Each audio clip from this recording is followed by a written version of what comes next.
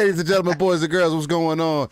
It is I and him, the one and only Steel Rain, and now running it back for a second time because Pong reminded me to go live, so that's awesome. But with that being said, it's one of those days where we're just going to keep it interesting and keep things really live, raw, and uncut, it seems. But just to throw it back anyway, to bring it in, you are tuned into one of the most outstanding podcasts throughout your week that gets tuned in on a Saturday morning. It is now your new Saturday morning cartoons, where we go live every 9 a.m. Central, 10 a.m. Eastern, 3 p.m. UK time, and on a Saturday. Even though I've said that probably about 4 times by now, but that's the most amazing part about this whole scenario. With that being said, it is time to keep it raw and uncut. Got to introduce my guy, Pong Steel. Are you recording? Yes, I'm recording. Are we actually live? Yes, we're actually live. It's probably that might be why people weren't filing in here. And I was asking myself 15 minutes before the show because I had already started streaming it because I just start streaming it early so that it removes any issues that we might run into. Of course. And it doesn't remove your own issues. No, it doesn't. Not when I'm doing multiple things, trying to run the entire show behind the scenes. Now we're talking complexity. I'm just. Now we're gonna go this route. But no, it was me. Again, we'll say the second week in a row, I've kind of dropped the ball, but it's all right. At least that's fine. At least I don't have to do my intro twice. Just you. That's true. Just me. And I did. The first one was pretty outstanding. I'm not gonna lie. It was like it was a ham slam, a home run. Whoa! Pause. Grand slam. Early. Thank you. Shout out to the wife for helping me with that. But anyway, the wife's laughing in the background. But anyway, man. Look. What's going on, Paul? Episode 20. Episode 26, Steel. We are back. We are actually live. Thank you, chat, for being here. It is Saturday morning. It is a great time to be alive and to be a gamer. And we got some stuff going on this week. We had some controversy show up on a Thursday night of all things. But you know what, Steel? This has been a pretty damn good week, man. There's been we got the Halo flight. I know you've been itching for that, obviously, to come back. And people got a chance to hop into it. I hopped into it a little bit last night after Xbox Ultimate. Otherwise, I have been on my crack addiction, Hades, even though I hate that game, and even though it's a cheating ass game and it's a bunch of BS. At the end of the day, that game is absolutely phenomenal. And I don't know why, but I pull up my gigantic list of games. I got all these games to play. And I always click on it and I go back to it. And there's something about that game. Because you like punishment. Yeah, I kind of do. But I've gotten 3 completions now. So getting better. The game's amazing. The game deserved all the awards and accolades that it got. So Hades, it still got me. I actually went back to what did I go back to? Sniper 4. Oh yeah, you constantly you've been going dip in and out of that game, man. Yeah, man. That game right there. If you guys have, guys and gals, if you guys have a series console, go back to it. That game is one of the most beautiful games I have seen graphically. It is now 4K 60, and it is just freaking phenomenal. Let's see, what else did I dip into this week? What else did I tell you? What else you got going on, man? Man, my memory's so freaking bad at this point during the week. What else have I dipped into? Anything else? I'm trying to think. What else came out? Did I miss something? Did something come out that I was playing that I don't remember? Well, we hit up our Diablo 2 last weekend. Yeah, Diablo 2. Thank you. There you go. Jesus, of course. Diablo 2. Again, reminder, Activision Blizzard is under all sorts of federal, state, and even from their employees, litigation, lawsuits, investigations due to heinous activity within their company. As I advised you all here, whenever I bring up anything Activision Blizzard, I will remind everybody so that this is not forgotten, because many people many people have forgotten Ubisoft's transgressions already and Oh, do yeah. not mention it anymore. Oh, yeah. So I will continue to bring up the Activision Blizzard stuff. I did get Diablo 2. I did get into that. Got a I think I'm a level 12 online player. Me and Mav, shout out to Fun Speculation. We're hitting that up. And then 10 offline, level 10 offline character as well. Fantastic game. This version is exactly what I want as a nostalgic kind of guy. Like when you're going to go in and you're going to remaster a game, not remake it, but remaster it. This is the way it should be done. It's got all the classic stuff is still there. The menu, I mean, you pull it up and you're like, damn, we have come a long ways, haven't we? As far as menu systems go and all that kind of stuff goes, but it's all there. But the graphics wise, what they did with the special effects, what they've done with the controls, fantastic. Absolutely masterful job. But it still is Diablo 2. It has not changed. And I hope this is what they do for Knights of the Old Republic. Again, they're going to remake that game from the ground up. I understand that it's going to be a little bit different, but I want them to keep the core there. I don't want them to change the story. I don't want any of that done. I'm afraid it's going to be. But Diablo 2 is a masterclass in how you remaster a game. Absolutely love it. God, man, it brings back so many memories, Steel. I hope you get a chance to jump into it. I know you got a lot of stuff going on. You're playing a lot of different games right now, but at some point, again, it's going to be your personal decision, and I understand completely. I just hope you get a chance because I know you're a Diablo 2 guy as well. To hop back into this, man, you were reminded that it is that old, but you're also reminded why at the time it set the gold standard that to this day many games still try to reach. It is one of those games that is almost near perfection. Oh yeah. And it holds up so damn well right now. So that's what I've been getting into. Steel, you know what? You were telling me behind the scenes, you've been getting into some interesting things. You got a couple things. I mean, you've been busy with your new job and all that good stuff. Yeah, man, always. Real life. Yeah. But man, we're seeing the gameplay right now. You got to hop into some Kenna or Kena, however you want to say it. Kena? It's Kena? Yeah, it's pronounced Kena. In the game, that's how they say it and everything. So that's what I've been running with. And from I recall what the devs have said. Kena, yeah. Kena. Okay, so it's okay. So with the K-E. Yeah, okay, I got it. So, but yeah, man, we definitely got some Kena gameplay going on in the background. I was actually having a pretty good time with this game. This is now I haven't touched Ratchet and Clank, so for those who have, I guess you could use this comparison for that. But for as far as gathering what a Pixar film does and putting it in game format, and also having a solid combat, giving you an experience that kind of touches on the heart a little bit. Also with the rots and everything that give like that cute factor to it and everything. That's what kind of sold me on it. Overall, the story of the game is it's not like it's some never done story before. If you're saving the world from the darkness or whatever the case might be, you're the spirit guide. You know what I mean? That's the overall point of it. It's not like it's never been done before, but it's done really well, right? It pulls on the heartstrings. It carries you through the story. It doesn't take itself overly serious. The combat isn't over the top or whatever the case, but it's fun. It's enjoyable. And I've been having a good time with it, man. I played actually on the hardest difficulty, so that's one thing to consider. At least the one underneath the one that you have to actually unlock.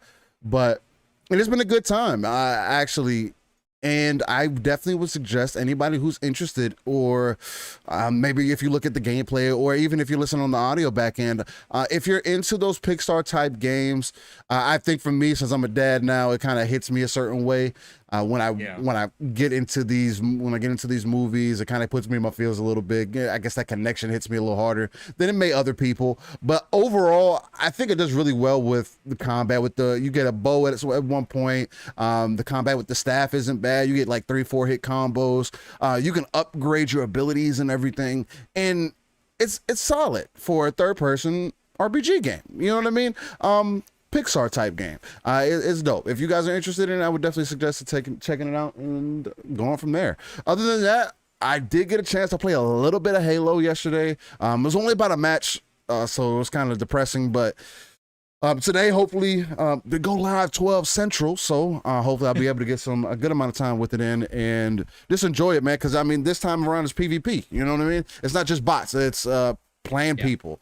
So that's what's going to make it really enjoyable, so I know once we get those 4 hours locked in, it was going to be a good time. Other than that, I'm right there with you with Diablo 2. And again, it's not like I was definitely on the fence of as far as because of what's going on and everything. But again, like I've told you in the background, and like I've always said, if I feel like it's worth me investing into, I'm going to invest into it. And like we've made the stand here, we're always going to speak on it. It's not going to get removed from conversation. It's not going to go out the window. It's the same thing with the Ubisoft stuff. If they start having, I think more so the reason the Ubisoft stuff kind of died out was mainly because they kind of locked it up. You know what I mean? Like kind of. We've heard employees come out and say not enough was done. No, 100%. I mean, that's not going away. Not enough being done is something that's going to be there, and it's definitely something that we need to continue to pay attention to. But as far as the overall thing, again, like you said earlier, people treat it like they forgot about it, and it's not the case. You know, if you're not going to just talk about one and not talk about the other either, that doesn't make any sense. You know what I mean? If you're not going to do it for them, don't carry that same mythology. And then everybody at the same time, like you've been saying, doesn't deserve the punishment for what the people at the top are doing, right? Devs are still getting deployed, families are still depending on them, and punishing the devs for what their bosses are doing is not necessarily the move. But I understand, again, like we have also always said, that if you don't support it, cool, but gaming is gaming at the end of the day, and nothing should keep you from your passion. And that's it, man. I mean, at the end of the day, I'm right there with you, except for me, Diablo 2, I've kind of put it on the back burner because if I start playing it, I'm not going to play the other games that I've started playing. And then that's going to bother me because I'm one of those, I don't like playing multiple games. I like finishing the games that I've played or started playing and then moving from there. It just fucks with me. But doesn't mean I won't get into Diablo 2 at some point. So it is what it is, something that can be down the road, something I can look forward to, but who knows? Depending on how these games run together, who knows if we'll ever get a break, man. So, but with that being said, hopefully you guys enjoy the Bridge of Spirits gameplay, Bridge of Spirits gameplay in the background that I got going for y'all in split screen fashion, half and half. Y'all like that. But other than that, let's shout out some beautiful people within the chat right now. We got Noof Nukem in the house, Mr. Boom Boom Kaboom himself, Caitlin, Smitty Smith, Geezer Prime, Nix. He was in here early. Shout out to him. I always love it when you gotta love it when they come in here early, man. There's nothing but love. Rescue Squad Cult, Victor Click. Okay, I see you. What's going on? Six Slayer was in the house. Victor Click is going on vacation too. Lucky man. Although he's kind of mad because he's gonna miss Halo, but. I mean, things happen. You can catch it next week. I'd say Caitlin already. We got Mav in the house. We got Luke Steele was in the house. Master Clown. We know it's always good to see you here, man. We love the support that you always show us. It's undeniable, and you do some amazing things in the background yourself. Judezilla. We know we got to shout out Masserect. What's going on, my guy? That's you know that you're never going to live that down, Mass. I don't know if you're expecting to, but that's not going to go away. I'm not going to. So as long as the lowers don't either, I think we got a good thing going for you. What else? We got ATLs in the house. Judezilla Music. Tony Grasso. Unless I shouted him out already, I think I said Smitty Smith. Who else is in here? Did you get Luke Steele? I did get Luke Steele. Casket Repair was towards the top. Six Slayers in the house. Back from dead. What's going on? Ladies and gentlemen, if y'all are in here, just holler at us, man. Say what's going on. Good morning. Hopefully, y'all's week hasn't been too over the top. Hopefully, the guys have been walking with y'all, keeping y'all safe, man. The world's in a crazy time, and we're just here to talk about our passions, our hobbies, and have a good time, man. And we could start off with some of the mess. I know there's been some crazy happenings with the initiative and everything. Pong said he definitely wanted to hear my opinions on that. We're also going to talk about a little bit about the Nintendo Direct. I felt like people haven't been really talking about that other than I was listening to Jeff Grubb talk about it. But other than that, I haven't heard too many other people really just jump into it and see what they were interested in. Then there's a couple other things. I showed some more Guardians gameplay. We might talk about that. PlayStation 5, apparently. You can even get some of the lower end SSDs, and they work just as well right now, leading credence that it might just not be time to have those faster speeds. Who knows? And then other than that, hey, we got good news though. Got a lot of stuff. We got good news though. What we got, man? So What's up? playing some Halo. They kind of fixed the fruit physics. They fixed the fruit physics?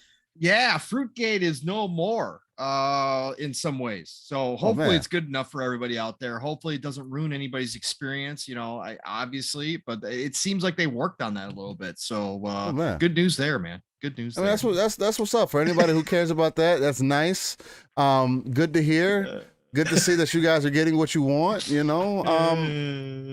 man, we just gotta stop with the petty bullshit. Like, I don't get that whole nitpicking on certain things, even though there's in every single game that you have ever played in your existence of being, there's gonna be something that you can nitpick about. I can nitpick about Origami 2 all day long if I really wanted to. The fact that there's no water physics in the game, but you can throw people off the map. It's just funny. Like, you know what I mean? There's different things about different games, and it is funny. It is funny, but it's like at the same time, the way people use it, I think is what makes it hilarious. You know what I mean? Yeah. But at the same time, it gets corny after a certain point because people use it for actual defense in their conversation, which makes it hilarious. But it does. But I will say this for anybody who didn't get a chance to play Halo yet, jump into it if you have any interest. Again, casual Halo fan here. I'm not a hardcore guy. I'm looking forward to Big Team Battle next week. That's when that's what gets my blood worked up a little bit. That's why I like Battlefield. I like big maps and vehicles and all that kind of stuff. But look, even if you played the first flight, jump into this one and try it out, because I think this one actually even is running even better, which is crazy to say because the first flight was close to immaculate. Nice. I mean, it was very nice. I mean, as far as I'm just talking about performance wise, right? Yeah. Especially on console, Yeah, exactly. On console, I've heard the PC version is still having some hiccups here and there on this flight. I haven't.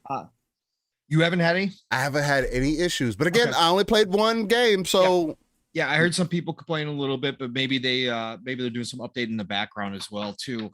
But as far as console goes, I think this is running even better. I'm playing at 120 frames, and it is absolutely freaking butter. No matter what you think about the game, it is butter. Nice. Absolutely had a blast last night. Looking fantastic. I think people are now posting screenshots again. Even some people are zooming in. They are. And it's a lot. It's solid. It's solid.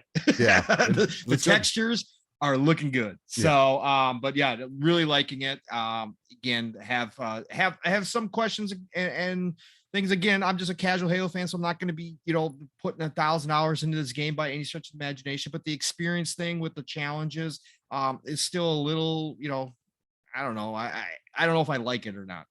We'll see what happens when it releases. We'll see how that goes. But again, everything else is looking really good. 343. As far as the multiplayer, this goes back to last year when we heard the multiplayer was ready to rock and roll.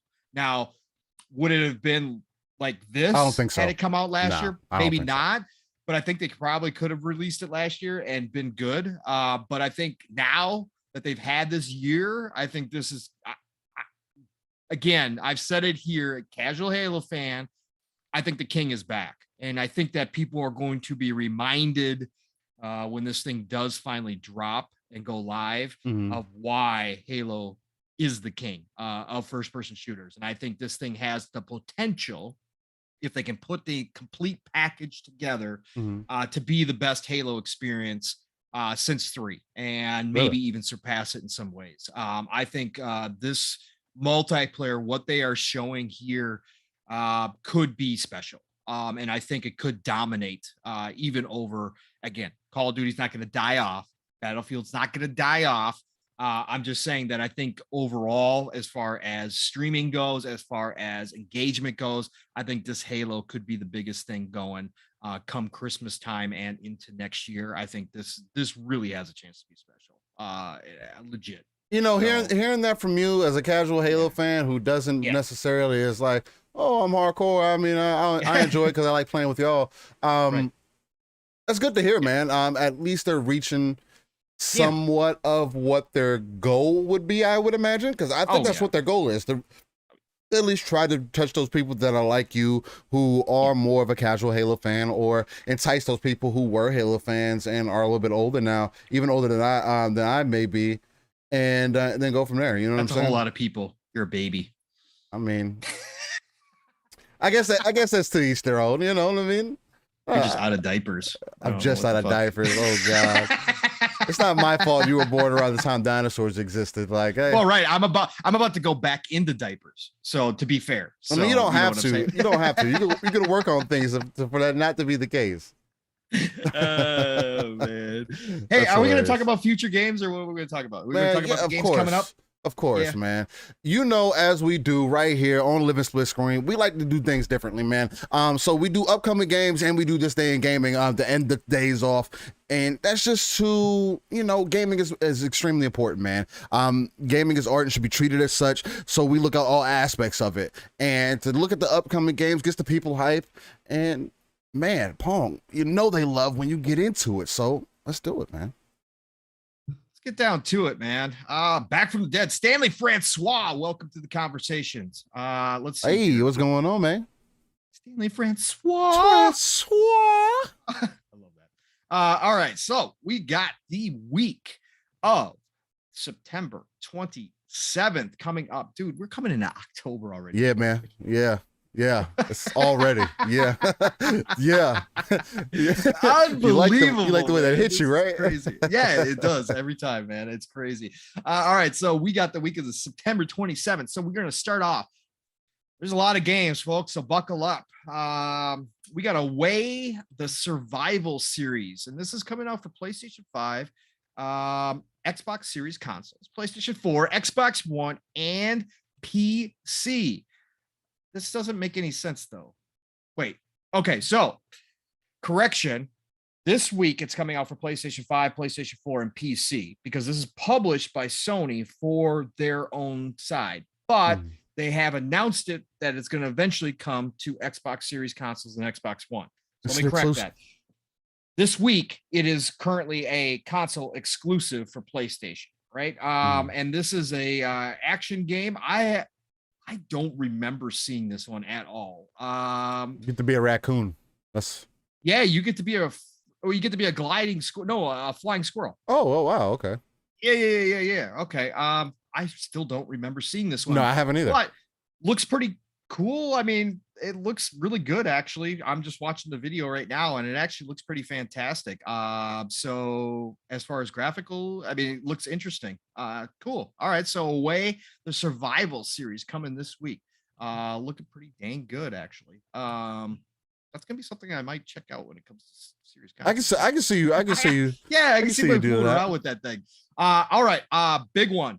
PlayStation 4, Xbox One. Again, I've been spouting about this one for months now. Chernobyl Light is coming out, and this is from the Farm 51 All In Games. This is the publisher. Again, if you're looking for that Metro game to fill your needs while you wait for Stalker 2, Chernobyl Light is going to be right up your alley. Go check this out. Again, that same kind of mold. It's not necessarily AAA. It's somewhere in between. But these guys know what they're doing. Okay, and you need to go check out this game. So if you're looking for that post-apocalyptic after the Chernobyl accident, with the weird stuff happening in that kind of world, go check this out. It's looking really, really good. If I wasn't packed with games right now, I would be picking this up day one. So this one is going to be in my wish list for sure. It's going to be one that I eventually get to, because I love the atmosphere of these games, and this is one I definitely want to dive into and see what it's all about. Because again, it's going to be good, man. Yeah, it should be. Yeah. I've heard it was pretty good, man. It's definitely something to jump into. Go watch the videos, man. It's gonna be. Oh yeah, it's gonna be dang good. It's been out on PC since July, so go check that out. A Ghostrunner coming for PlayStation 5, Xbox Series consoles. This is the update. I believe this is going to be because it already released in 2020. So yeah. Yeah, because Ghostrunner's been out, so this is going to be your current gen, next gen. You guys know what I'm talking about. Update for Ghostrunner. Good game. I played the demo. Not for me. Really? No, I love the look of it. I love everything. That's why I tried it out. I tried the demo. But I just I can't. It's a very punishing game, man. I'll be completely honest. Punishing. It's very punishing. If you can't get into the rhythm of it, it can be very punishing, and it does have quite a curve to it. I was having actually a good time with Ghostrunner. It's one of those where it's a runner, man. It's a runner. It wants you to do multiple things at one time. Pretty much, it pretty much is a Souls runner. That's exactly. It makes you start the level completely over if you die. Right. So, I mean, but it's still a fun time. I mean, you get the momentum, you get the speed, you get the slice dudes up. That has the dismemberment, and it has everything that you could possibly want. Slowing down time. It has everything, but it can be a harder game, and most people might not be into it. But it could be some fun if you have some patience and jump into it. Yeah, I watch Indie Gamer play. Indie Gamer, shout out to the Indie Gamer. He loves this game. Watched him do gameplay through this. It is a fantastic game. Again, I really wanted to love it. I just tried it, and I'm like, yeah, I'm not gonna put the time. It's one of those games. I like roguelikes and roguelites. But this one is just not for me. A little bit over top. Yeah. Great game. Great freaking game. I'm sure it's going to look even better now that they're going to next gen, current gen patch it. So really, really good stuff. In Sound Mind is coming out for PlayStation 5, Xbox Series consoles, and PC on September 28th. This is from Modus Games, publisher, developers. We create stuff. Always interesting what Modus puts out. I have not looked into this one yet, but definitely one to keep your eye on. Again, action game. Looks strange as all get out just from the cover art. Yeah. So again, Modus publishes a lot of good games. Modus is a good publisher. So I definitely will be looking into this one that comes out September 28th. Then we've got Kiwi coming out for PlayStation 5 and 4. Kiwi we've seen a couple times. Yeah, a couple of their shows. Puzzler game. So this is slated to come later to Xbox as well, but right now it's been out for Switch and PC for a while, so finally coming to PlayStation Nation. So check out Kiwi. Looks adorable. It's a puzzler. I'm always down for a cute puzzler, so we'll check that one out eventually. Publisher is, I always got to say, these guys, we've said these guys a couple times. Sold out. I love that name for a publisher, man. Developed by Stone Wheat and Sons, which sounds like a brewery. Yeah, it does. No doubt. Let's see here. Then we've got Lemnis Gate, PlayStation 5, Xbox Series console, PlayStation 4, Xbox One, PC. This is that interesting game. I don't even know how to. I've been seeing it, and I don't know if I should try it out yet or not. Yeah, it's gonna be on Game Pass. So definitely, if you got Game Pass, check this game out. If you're looking for it, it is a turn-based first-person competitive shooter. Is basically what it is. And what you are is basically you have a set number of rounds, and you each take your turn playing through that round. And what you do is the next round you're countering, you get to watch what they do, and then your turn you get to counter it. Right? So kind of like playing chess a little bit, it sounds like. Correct. It's a strategy turn-based first-person shooters, I guess the best way to put it. Developed by Rat Loop Games Canada, published by Frontier Foundry. So anybody looking for something different in that genre, go check this out. I'm going to download it because it's in Game Pass. I'm going to give it a shot. I don't know. Honestly, I don't know, because I don't think there's really anything else like it out there. So this is one of those games where you got to just kind of get hands on with it and see if it's for you or not. Hopefully there's enough people playing it that it sticks around, because I love games that come out and push boundaries or try new things that necessarily haven't been tried before. And this is one of those games. It got big hype last year, I think. For a while there, and then it kind of went away and people forgot about it, but it is coming out September 28th. So Lemnis Gate looks fantastic in a different way, right? I'm not saying it looks fantastic like your classic game. Right. I'm just saying it looks fantastic because it's trying something different. And I don't have any issues with that whatsoever. I always praise that kind of stuff from developers. So I will be checking it out. That comes out September 28th.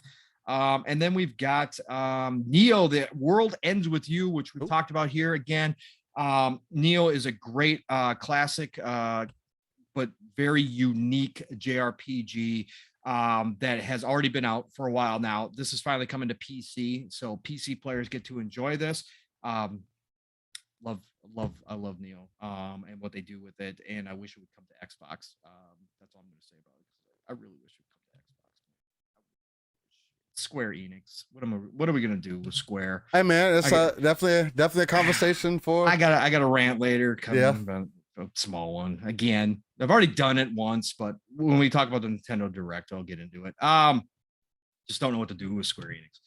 New World is PC, September 28th. This has been from Amazon Games. This was their big game that they've been pushing, their MMO. Yep. Know people in this community who have been playing this game that really do enjoy this game. It sounds like Amazon has actually put together a good game.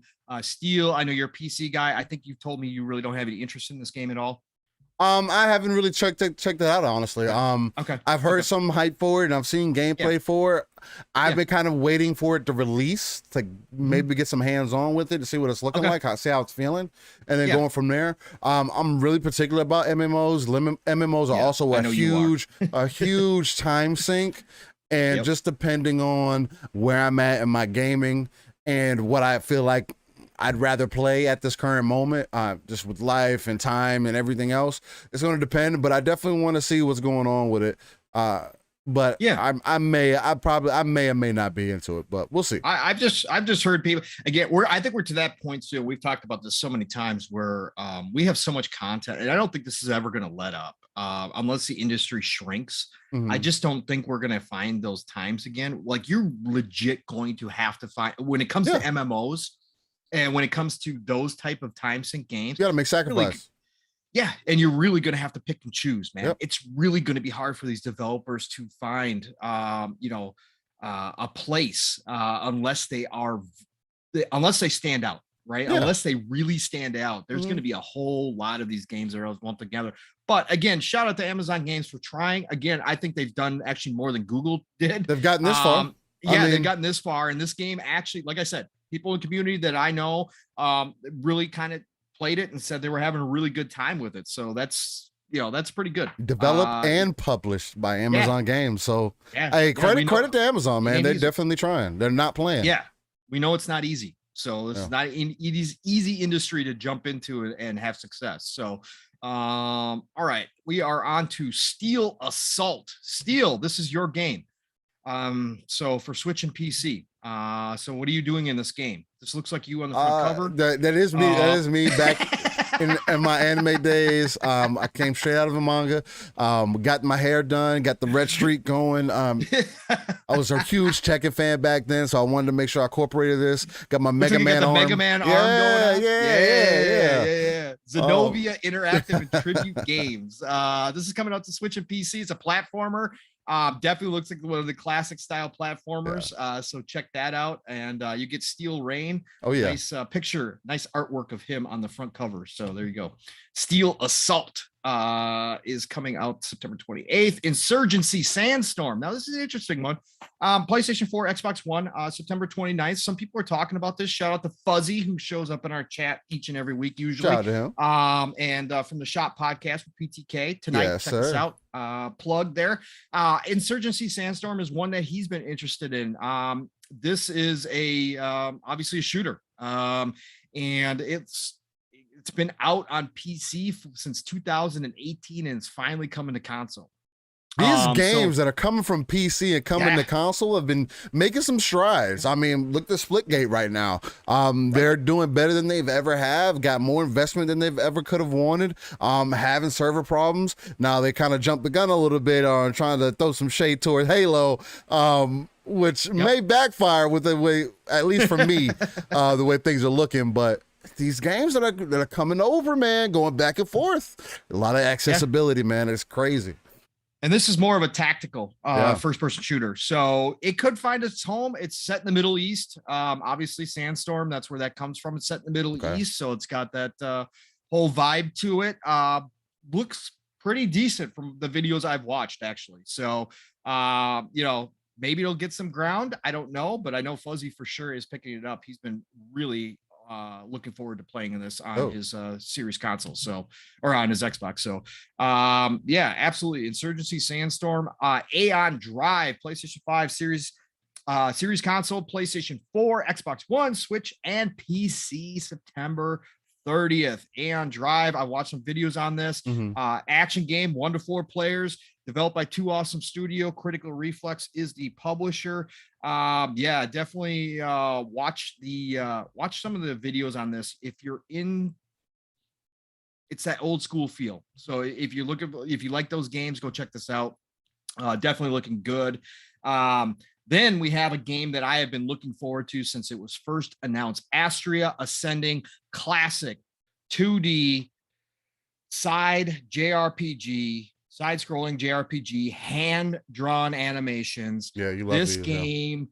Look it up and look at the list of people who have worked on this game, from the animators to the designers to the music.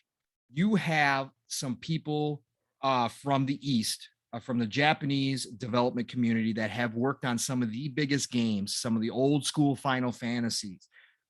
Look at that lineup. Astria Ascending is something I've been looking forward to, coming into Game Pass. This is launching September 30th. Of course, you can get it on PlayStation 5, PlayStation 4, all that, Switch, PC. But again, coming into Game Pass, I've been waiting on this. Published by Dear Villagers, developers, Artisan Studios. But again, I can't do it justice. You have to go look at it. It just looks absolutely gorgeous. I cannot wait to hop into this one. Astria Ascending is definitely been high on my list, and it's finally coming this week. Add that into the 400 other games I can't wait to play. But I'm gonna be checking it out this week for sure. Darksiders 3 hits the Switch after all this time, September 30th. Darksiders, great series. Again, glad Switch players get 3. We'll see how the performance is over there. But Darksiders 3 was pretty good. I checked it out for a bit. Yeah, fun game. eFootball 2022, if I can say that properly. PlayStation 5, Xbox Series consoles, PlayStation 4, Xbox by One. Konami. By Konami. And I believe, is this one coming to Game Pass? I believe this was announced as Game Pass. Anybody in the chat? Our European friends, I know you're out there right now. Anybody into eFootball 2022 from Konami? Was this announced for Game Pass? I'm pretty sure this was, but I could be wrong. But that is coming on the 30th. We got FIFA. So you soccer fans, but some people, you know how this goes. FIFA is kind of like Madden in a lot of ways to a lot of people. It's like, it can be. They look for something different. So Hot Wheels Unleashed. This is the game you're looking forward to. I know it. Look. Xbox Series console, PlayStation 4, Xbox One, Switch, PC, Hot Wheels Unleashed. It looks like they saw what Horizon did with the license and said, why can't we do that ourselves?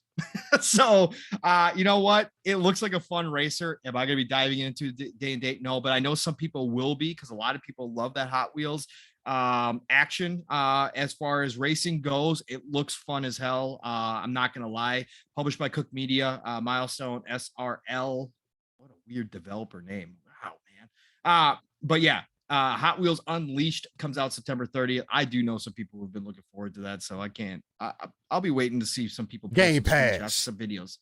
Huh? It's not coming to Game Pass. Paul said, "I would know." I would know. No, I wouldn't know necessarily, because there's so much stuff that pops into Game Pass that you don't even know about. Like, just shows up. Yeah. Imposter Factory. No idea what this is. This is PC only. This is an adventure game. Freebird Games. Yeah, man. Looks again, it's an adventure game. So if you guys are looking for something new there, Imposter Factory. Rogue Lords. what is that? Nacon. Well, Nacon's publishing it. Turn Cyanide based. Studio. You know what I'm saying? Turn based. Yeah. Vampires. You know what I'm saying? There you go. That would be up my alley if I was on PC, man. It's on everything. Yeah, it's coming. Well, 2022. 2022, it's going to come out for PlayStation, Xbox One, and Switch. So I'll be keeping my eyes on this one when it launches next year. Rogue Lords. That's right. Get that. What else we got here? We got The Last Friend for Switch. Oh, okay. There you go. This is a strategy action game. All right, another strategy action game. Looking freaking good. Because I like strategies. But it's coming to Switch and PC. Skystone Studios and the Stonebot Studio is the developer. Skystone is the publisher. So go look at that one. What else we got here? Man, we got a lot of games. Unsighted PlayStation 4, Xbox One, Switch, and PC. This is looking like another classic style. This is by Humble Games. So we know we got the Humble bundles coming to Xbox Game Pass, the Humble Games bundle of games. This is one of the first ones out of that we just got the announcement for, believe at, when was that? Was it E3 or was that one of the shows after E3? I believe that was after, I believe. Studio Pixel. Yeah, this is looking really good if you like the pixel style, if you like that old school feel. But I looked into this game a little bit. It's really deep from the looks of things. From what I'm seeing, there is a lot of depth when you get into the actual equipment and that kind of stuff in this game. Looking good. I'm going to check this one out for sure because again, it's in Game Pass. Why not? I can't wait. And I like Humble Games. So, and then we've got October 1st, FIFA 2022. The game you're most forward looking to. I know. You're looking for this PlayStation 5. Okay, look, man. Look, soccer's the biggest game in the world, right? Oh yeah, I used to be a huge PlayStation FIFA 5. Fan. Yeah, I know you did. Series console, PlayStation 4, Xbox One, PC. Everybody knows the drill. FIFA 2022. Again, like Madden, I'm sure there's going to be plenty of copy and paste in there. Plenty of things to buy, of course, for you to build your team. Yeah. So you know the classic style. So yeah, FIFA 22, and don't forget anybody who owns Xbox Ultimate. Obviously, you get the 10 hours free from EA. So it's always a good way just to check it out. So I usually jump in there for that demo period where you get to play the full game. So it's always nice to see what they're doing though. Phoenix Point is the final one. PlayStation 4, Xbox One. Listen, anybody who is an XCOM fan, anybody out there looking for that XCOM style game, Phoenix Point is your jam. This has been out on PC. It has finally come to console, but this is from the original creator of XCOM. Go look at the screenshots. If you don't have a PC, you've not played this, go look at it. Go look at the videos. It is XCOM, reskinned and renamed. That's all it is. But this looks fantastic. I have this on my list because I love XCOM. So Phoenix Point is coming out October the 1st from Snapshot Games. And again, it's the original creator of XCOM. So you know what you're going to get out of this game. It's got decent reviews on PC. Obviously, it's not, you know, the Fur Axis, you know, full blown experience with all the, you know, with all the money behind it. But the guy who did this did a great job, him and his team over there. And again, it really looks like XCOM reskin. So go check that out. Phoenix Point, October 1st. And that is the entire week. That was a lot of games, man. We got a lot of games. Oh my God. Man, you got quite a few games. I mean, the lineup keeps getting bigger seemingly. More and more games just keep hitting the scene. Again, it's this age of accessibility, an age of choice, an age of playing whatever you want, man. And that's actually a good way to touch on something I actually wanted to touch on again, because I know I've spoken on it before here on previous episodes. And it's one of those things because I saw it throughout the week where I guess people were just having a hard time, or there was maybe some bullying going on or whatever the case, about people telling people who they are as a hardcore gamer, or telling people what games they need to play, or what makes you to be part of the conversation. What these are the lineups of games that you need to be playing. And I just wanted to kind of put a PSA out there that I don't understand why we got to continuously just be corny and try to gatekeep everybody's opinions and gatekeep people's ideas. For example, like the homie Fonz, good people. He had an opinion about the whole initiative thing, and yeah, maybe he might have jumped the gun and said some things, but he shot from the hip, and it was his opinion. I don't feel like he should be crucified for that necessarily. You know what I mean? I feel like it's a terrible thing that we do within our own community, and it's a consistent thing. For changing his opinion.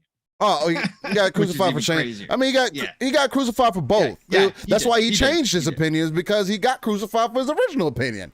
But it's just like he changed his opinion because he talked to some people. And gotcha. Yeah, behind the scenes. So either way, I know what you're talking about. Just because, and that's not even the main thing I'm speaking to. There was other people that were just saying like, oh, if I don't play X and X game, then people feel like I can't be part of the conversation. I'm not a real gamer, and it's like, again, I don't know. The homie Dark 1985, I believe is his name on YouTube. Put out some good content this week that went a little something like, nobody has a real definition for what a hardcore gamer is. Everybody has their own definition of what they consider a hardcore gamer. That's why I've said here personally that I feel like us who are doing podcasts, talking about this constantly, playing in newer games, constantly involved in just in the ecosystem itself, are enthusiasts more so than anything else. We take it serious. Because again, I came from that perspective that if you didn't play PvP games, you weren't a hardcore gamer. So again, giving you a whole nother perspective as to what people consider hardcore. And I don't want people to like forget that, or to let that go, or to get that out of their minds, because it's something that you need to understand or really grasp, that you, as someone who enjoys this hobby, this passion, whatever you want to call it, has every right to like what you like and play the games that you play. There's somebody out there who shares the same interests as you and will meet you on that same level. It's like that with anything else. You know what I mean? If you like Volkswagens, you got mad people out there that like Volkswagens. You like what else we like Toyotas, there's mad people that like Toyotas. You like Hyundai, there's mad people who like those cars. Subaru, list goes on. And that could go for any brand, any list, for anything.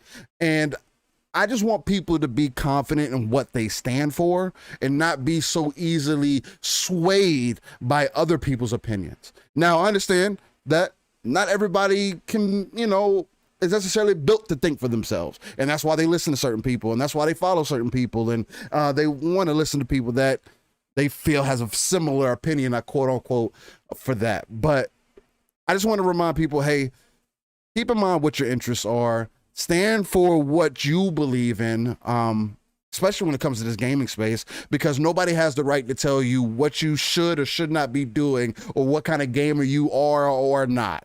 I don't understand that mentality. I don't understand why people have to gatekeep it. I do get why people feel like we do have what everybody calls frauds within the ecosystem, but those are everywhere. There's also whales that are out here that take super advantage of the ecosystem and make people think about things, or put information out there that gets people thinking a certain way, and then they try to not necessarily placate themselves, but try to reel in their expectation, or reel in what they said, to make everybody look kind of crazy.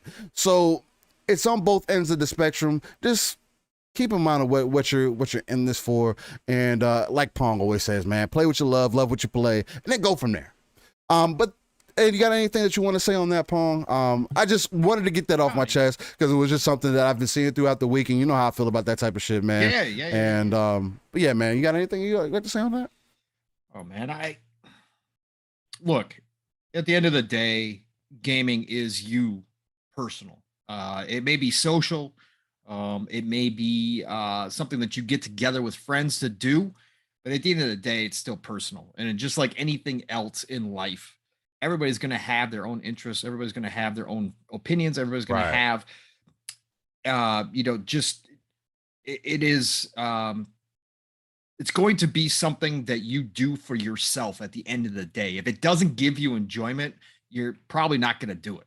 So you need to take that and just make sure, like Steele said, that you stand on that and don't let other people try to tell you what you're supposed to like or what you're supposed to love or what you're supposed to play or what you're supposed to spend time on.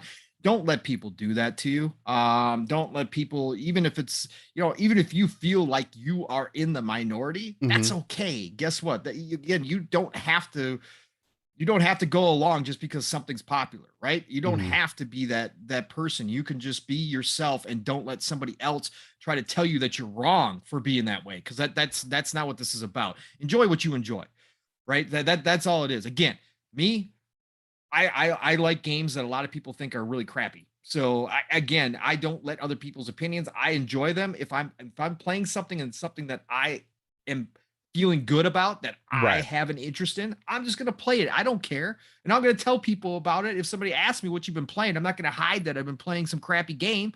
I don't care. But everybody, that's my thing. Yeah. That's the whole thing. And anybody who wants to try to do that to you, anybody who wants to try to tell you that you're wrong or that you shouldn't be playing that or you shouldn't be having fun with that, guess what? That's a them problem. Yeah. That's not a you problem. That's a reflection of who they are inside. That's something inside them. And it has nothing to do with you, and you just need to move on. And don't worry about that person anymore. So no, I think Steele, you hit it.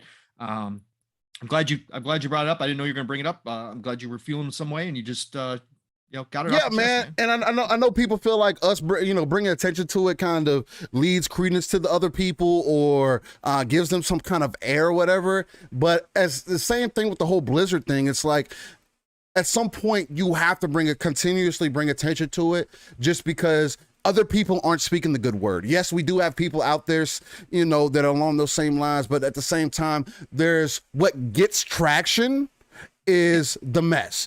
And I don't care. Like anybody can sit here and tell me, oh, it's not worth talking about. It is worth talking about because people still consistently bully each other in a hobby that we're supposed to be passionate about and enjoying. That's just gaming. Nobody's getting paid from this shit. That's the craziest thing about it. You're not getting paid. You don't have to cap for these companies and just enjoy what you enjoy and move on. It's just like nobody has to like everything that you like. But other than that, what's even crazier, Steele, is that most everybody in this community are supposedly adults. And we that's what drives me up the wall. We still act like kids. Again, I know this was a hobby that started out as a kid industry that has now moved into mass industry. We've all grown up and we're supposed to be better. We're supposed to be adults now. And we don't go around talking to people like this. And if you do, you're usually looked at a certain way, right? If you're trying to go around, tell people, hey, why are you going to get that gas station, getting gas from them? They suck. Go over to this gas station here. That'd be ridiculous. It would be utterly ridiculous. Yeah. The same could be said for gaming. Who cares what other people are having fun with? I've never understood why people care what other people enjoy for entertainment. That makes zero sense to me. Zero. I don't care what my next door neighbor likes to watch on TV. I don't care.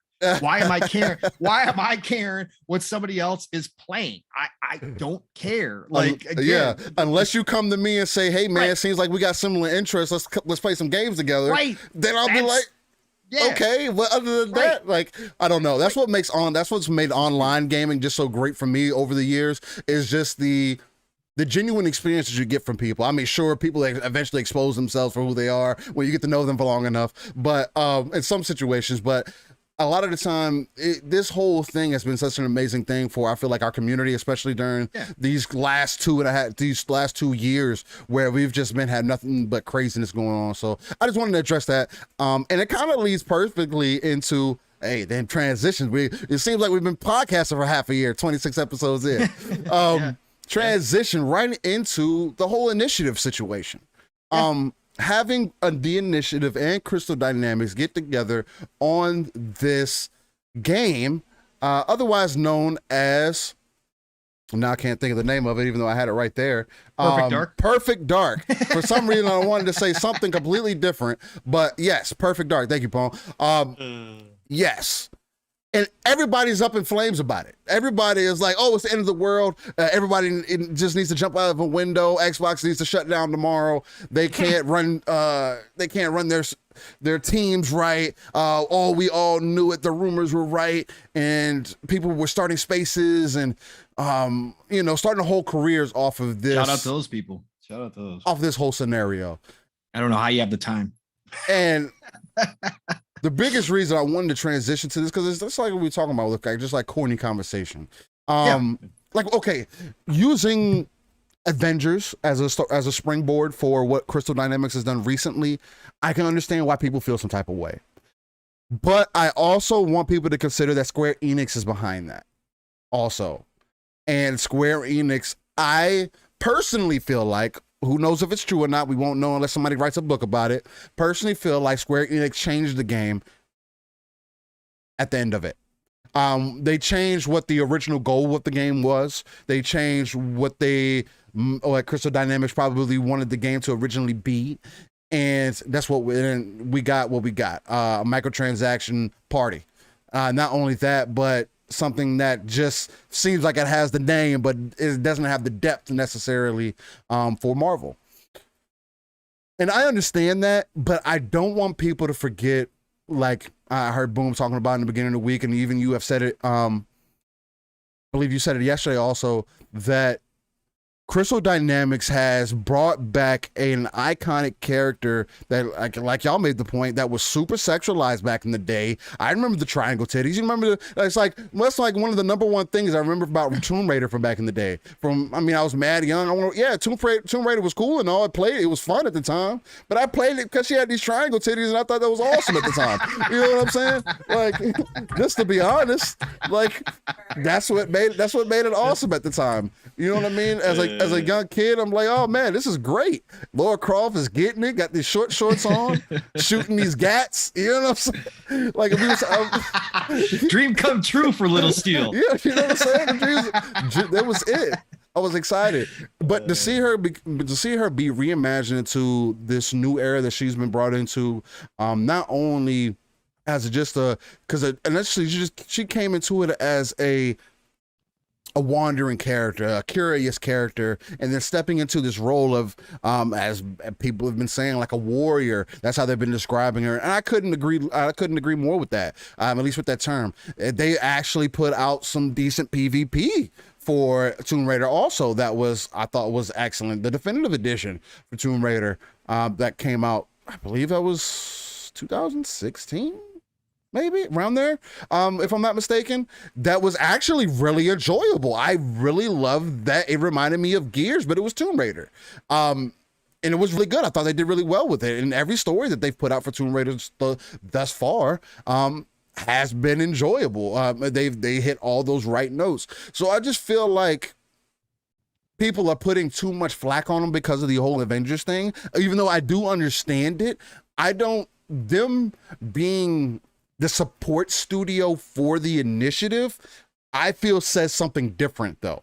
I know, again, people have made references to, Gallagher being part of that studio. He used to be the head for Crystal Dynamics and everything, and now him being part of the initiative and calling on that team, it kind of just makes sense when you put two and two together, right? Why would he not call on people that he made great games with, regardless of how you feel about exclusivity and everything else that they were going on with at the time, with Tomb Raider and having all the issues, or however you may feel personally about Tomb Raider? They did a great and fantastic job building that world and fleshing it out, honestly.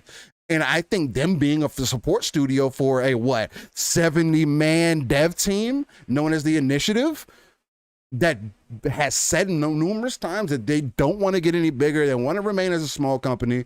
They want to be nimble, so they can possibly work on other projects down the road also.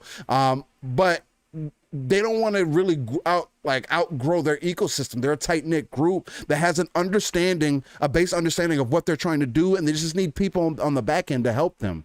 I know people were saying, oh, they're 3-4 years in, this is a problem, they're just now starting the game, and it's like, it takes 2 years to plan a game out. Like, you got to put the storyboard together. You got to put the gameplay together. You got to put the flooring down.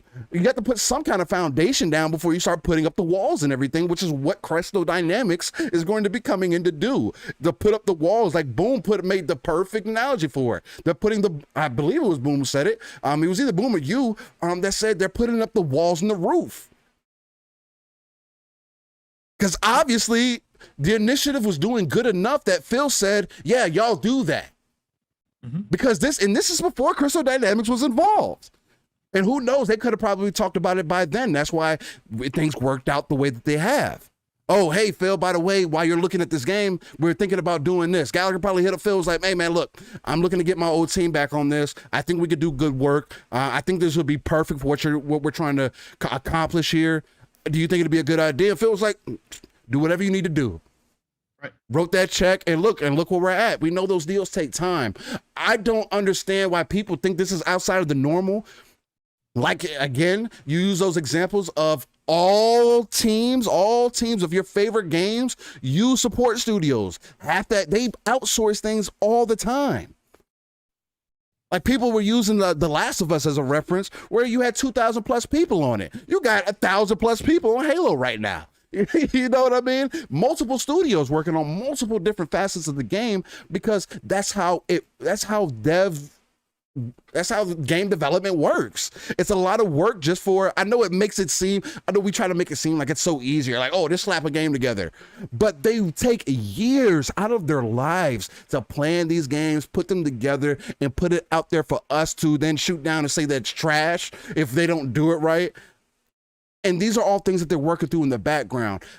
I don't get why people were making it seem like this is such a bad thing, especially because, again, I feel like you're not actually reading. Like, do you need Hooked on Phonics? Like, they're the support studio. It's one thing if it was Crystal Dynamics, so they're the one making the game, and the initiative is the support studio. No, this is the initiative with Crystal Dynamics coming in to help. So I feel like that's what really makes the difference. I don't think there's any worry to be had, or any legs that need to be shaking, or anybody that needs to be shaking in their boots, or whatever the case might be at this point. They're quite a ways off. We know it's down the line. I feel like they're going to do really well with bringing Perfect Dark back into current day, because let's face it, even myself, I have no relation to Perfect Dark, and I have no want to go back to that old game. I don't. Yep. And it doesn't hold up well. So what are they going to do to revitalize it, other than bring in some people that can do some excellent world building? Mm-hmm. That's my take on it. And that's the way that I've been looking at it. So with that being said, I know you got into a little bit last night. I know you may have a little bit more to say on it today, especially with the smoke and everything. But how are you feeling about it, man? Do you think the whole Crystal Dynamic play is kind of just being overly talked about? Do you think it's something to worry about? Do you think we need to go to Redmond and go talk to Phil and be like, look, Phil, we could talk over this about we could talk about this over coffee, but you need to do something? Or what's going on, man? Nah, Steel, look, I've talked about this. I tweeted out the first night, thanks to Rick Payne. He hit me up on Twitter and had tagged me in the post when it went. Look, there's a couple things that raise eyebrows, and I understand, like, saying that you are surprised is different from what Steel was just hitting on, right? There's a few different camps that people are in right now with this, right? So there's the extremists, there's even just extremists, because I've seen some prominent members of the community, have some big opinions on this as well. Mm-hmm. But there is the camp that this is a bad sign, that there's red flags, that the initiative was supposed to be this, again, quote unquote, quadruple A studio, which, again, I understand that was debunked, that was an HR thing, that all that kind of stuff. Right. I get it.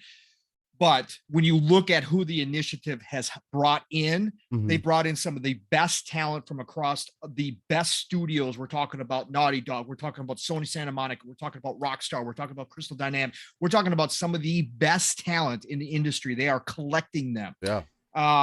So from that standpoint, we've also heard Phil talk about There's a studio is looking to do things differently. Yeah. When you bring in that kind of talent, you are obviously looking to raise the bar on whatever you are creating. You're not looking to be an average studio. You are looking to be a top tier studio. So whatever you want to call it, I understand that people have that expectation and that they don't believe a studio like that should go outside, um maybe outside of their own to get another prominent studio like Crystal Dynamics, Hmm. right? That's okay. So you've got that camp. Then you've got the camp to just say, "Hey, this raises an eyebrow. This surprises me."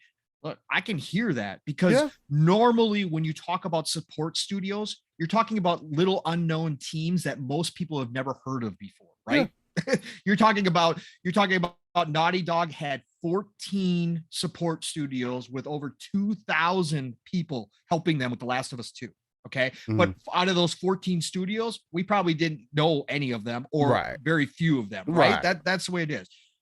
So I could hear the people that say, "Hey, I'm surprised." The red flag people I can't hear because I don't like I could see your point. Like if this was like if this game was expected next year and all of a sudden they announced this, Hmm. okay, I can see why you would be like, "Whoa, red flag! What is going on? This game's supposed to be ready next year. Now you're bringing on Crystal Dynamics. Right. Oh my God, what's going on over there?" Right. That's not the case.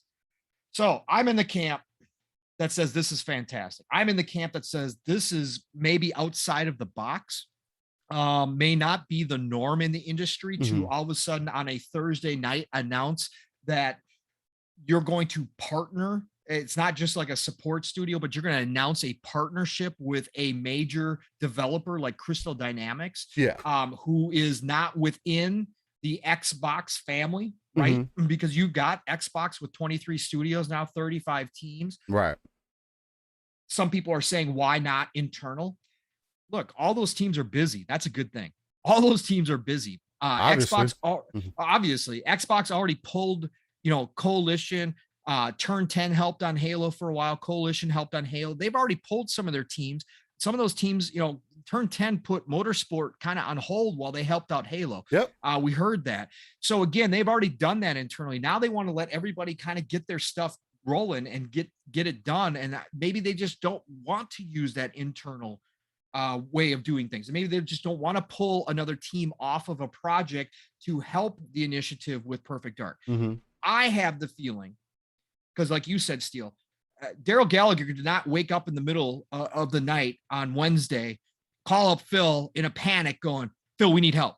Yeah. We're No. not going to be able to get this Perfect Dark done. We need to call in some reinforcements. Hmm. Let's go get my old team." That's not how this happened. Okay. This was probably planned from the beginning. I know some people say, well, it should have been transparent from the beginning. Look, there are interviews early on in the initiative's creation. Mav brought this up. There are interviews out there where they talked about, having an outside team help with Perfect Dark. They didn't come out and say, "Hey, we're going to get Crystal Dynamics," but they Yeah. did talk about using outside support to make Perfect Dark as good as it could be, because this team, the initiative, they're not looking to be a 400-person dev right Right. now. They said from the beginning they are looking to be a very small team that can adjust on the fly, that can be nimble. They want to remain like that. Yep. And so for them to be able to do that and to complete a big project like Perfect Dark, this is not a small game. This is going to be a big game. This is going to be a triple A game, even if we remove the quadruple A out of it. This is going to be a triple A game that they want to push the boundaries on. They kind of said from the beginning they're going to have to go get some help. They're going Right. to do that. So I think from the get-go, this was the plan. I think when they were in the initial stages of putting the initiative together as a studio, I think Daryl, obviously went to Phil and said, "Hey, great, I'm on board. Let's do Perfect Dark. That's awesome. I'll get a team together. We'll get the foundation laid, but then we got to go get another team to, do, some of the work and put up the walls, put up the roof, get all that stuff done. We're going to have to go get an outside team." And so he said, "Who better than my old squad? You want to talk to Square Enix about getting Crystal Dynamics on Yeah. this? I'd love to work with those guys again. I know guys and gals, I know what they can do. I know their strengths. They know me. They know how I speak. I talked about this. Everybody can sit here and say, well, it's all game development. It's all the same. Okay. Well, okay. The Obviously not. generals, yeah, the generals, the basics of it. Sure. You can say this is all game development, but anybody who's been in industry, I've been in basically the same industry for over 20 years. I've had different leaders throughout that time. Once you get to know a leader, they don't have to explain things the way they do if you're under somebody you've never worked with before. You just know what they're asking for. So when Daryl Gallagher goes to his old former team at Crystal Dynamics and says, hey, this is what we're looking for on Perfect Dark. This is what we need. This is our vision. Those people are going to understand it like this. They're not going to need a whole time frame where they're like, wow, we really don't get what he's saying. Can you explain it a little bit better? What are we doing here? What are we doing? No. Dale Gallagher's gonna be able to issue, orders, commands, whatever you want to call it. Just show his vision and say, look, this is what we got going on. This is what I need you guys to do over here. This is what I need you to do over here. Right. And they're going to understand that with little to no explanation. They're going to know what he wants and what he expects. And that helps with the game development cycle. The initiative was formed, and it's not just instantaneous. They had to go out and find people. They didn't start just working on the game immediately. They had to go find people, right? They were still hiring. That's why this time frame makes sense. I don't expect this game until 2024, to be realistic. I don't expect it. I don't expect it 24. And that's to be fair, Steel, you might be right. I'm just saying some people thought this game was going to be maybe 2022, 2023. I was like, hey, that ain't gonna happen. So I think holiday 2024, that's my mark on this one. Okay. But anyways, they had to form that studio from the ground up. We heard Satya and Phil both talk about this. This is why this is why it's acquisition season. They both came out and said, look, it's not easy to build a studio from scratch. Right. It is not easy, especially now with the industry as big as it is, with the talent being gobbled up everywhere. You can't just go out and say, hey, we need 200 devs. Let's go hire them. That's not how this works. Not only that, but when you have the common dev that only lasts about 5 years in the industry, you want a team that's going to be willing to stick together for longer than that. Right. People that you can depend on and count on and talk to and not beef with. Right. And again, this is in a studio that's being formed to build a small game. This is a studio that was being formed to build a big, gigantic game. Yeah. So what do you do at that point? You have to look outside. And again, the norm is to find these little studios who have always done support. I get that. That's again, people we haven't heard of, but are really good at that. No, the initiative needed something different for Perfect Dark. So they go get a big time developer, an established developer who has an expertise in action adventure games. Yes, third party. This is going to be a third person. This is going to be a first person game. So that difference is there. Yeah. Avengers, like you were talking about, Steel, that was outside of their normal wheelhouse. That wasn't their normal type of game. So people pointing to Avengers, look, they did something different that they don't normally do. It didn't work out as well as everybody expected at the end of the day. But now with this, they go back to that, that protagonist led action adventure style game, female strong lead in Joanna Dark that needs to be, again, I call this a new IP because Perfect Dark has been dead for so long. It has been dormant for so long. This is a new IP. We got 2 generations of people who had probably either only kind of heard of Perfect Dark and Joanna Dark or never heard of her at all in the game at all. Right. Because again, the 360 game wasn't even that good, right? The 360 game did not do well. Some people really like it. Most people did not like it at all. So you're talking about the peak of Perfect Dark being back in N64 days. Okay. That's a long time ago, folks. Okay. So to reinvent Joanna Dark and Perfect Dark in this day is going to take a lot of work. And you've already got a team, which you pointed out, Steel, and which I've been pointing out for the past couple of days, that has reinvented one of the most iconic characters, period. Leave the female out of it. One of the most iconic characters in the gaming industry history.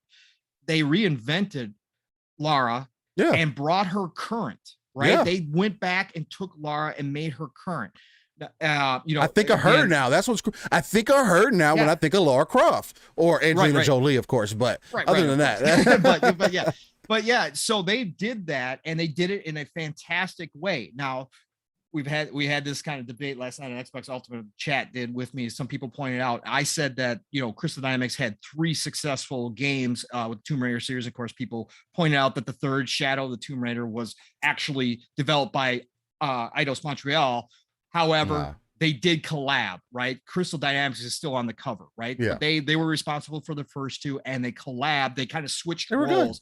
Montreal was supporting on the first 2, and Crystal was the main developer, and on Shadow, the roles reversed. So Crystal Dynamics still had their hands in Shadow of the Tomb Raider. So all 3 of those games are absolutely fantastic. All 3 of those games were done by Crystal Dynamics. You go back and play them now; they are some of the best hold up really well. Games. Yes, they hold up extremely well. Shadow of Tomb Raider is 4K 60. It's absolutely incredible looking.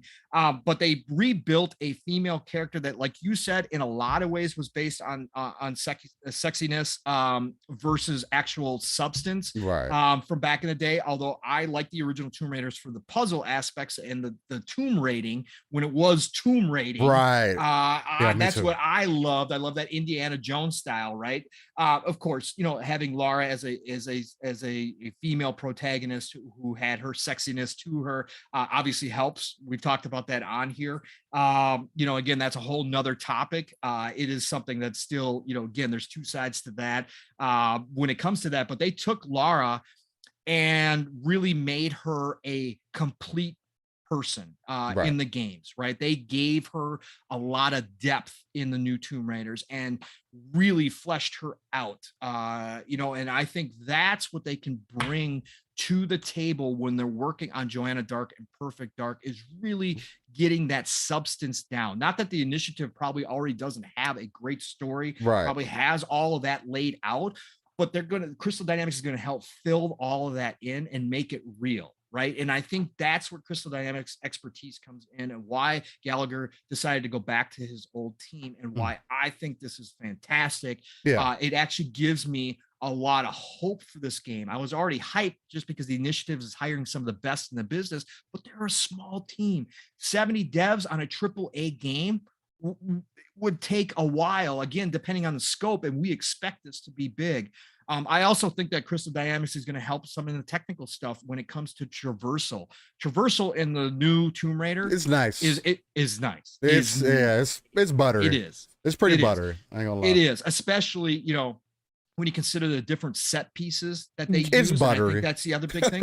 The set pieces as well, setting up the scene. Again, when you play the new Tomb Raiders, for me at least personally, the set pieces were so well designed, and each one felt really unique, but they all flowed together, right? And I think that's the whole thing throughout each one of those games. As you play through it, you're not jarred away, even if it's a completely different environment. You're not like, boy, did somebody else design this level? What's going on? No, it all made sense and it all flowed together, and it felt that the synchronicity was beautiful. And I think that Crystal Dynamics can bring that to Perfect Dark, because by the sounds of it, again, when you got a worldwide spy kind of game, action game, that they're trying to say that they're going to have combat in the John Wick style. That's what they're looking for. You're going to need to have that fluidity, and that traversal is going to be ultra important.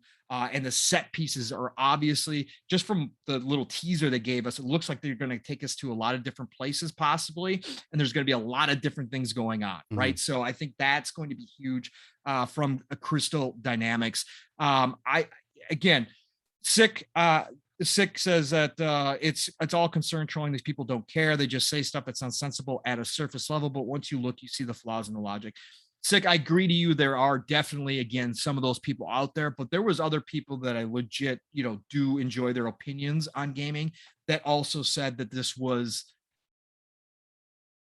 different, right? That this was a surprise, and that there was some concern there that this meant that the initiative wasn't living up to the billing that it was given when they formed it. Again, for me, I had none of that, but I think that it's just again, I think it was the shock and surprise that a studio the size of Crystal Dynamics was being brought on board. And I think that's a credit to Xbox. That's a credit to Phil and his team to reach out to a company like Square Enix that we know doesn't or seems to be questionable relationship with Xbox. They don't, put out all their games on Xbox. They seem to like to sign a lot of exclusivity deals with Sony, and that kind of stuff. So for them to reach out and say, hey, we're looking for a partner on this. Mm-hmm.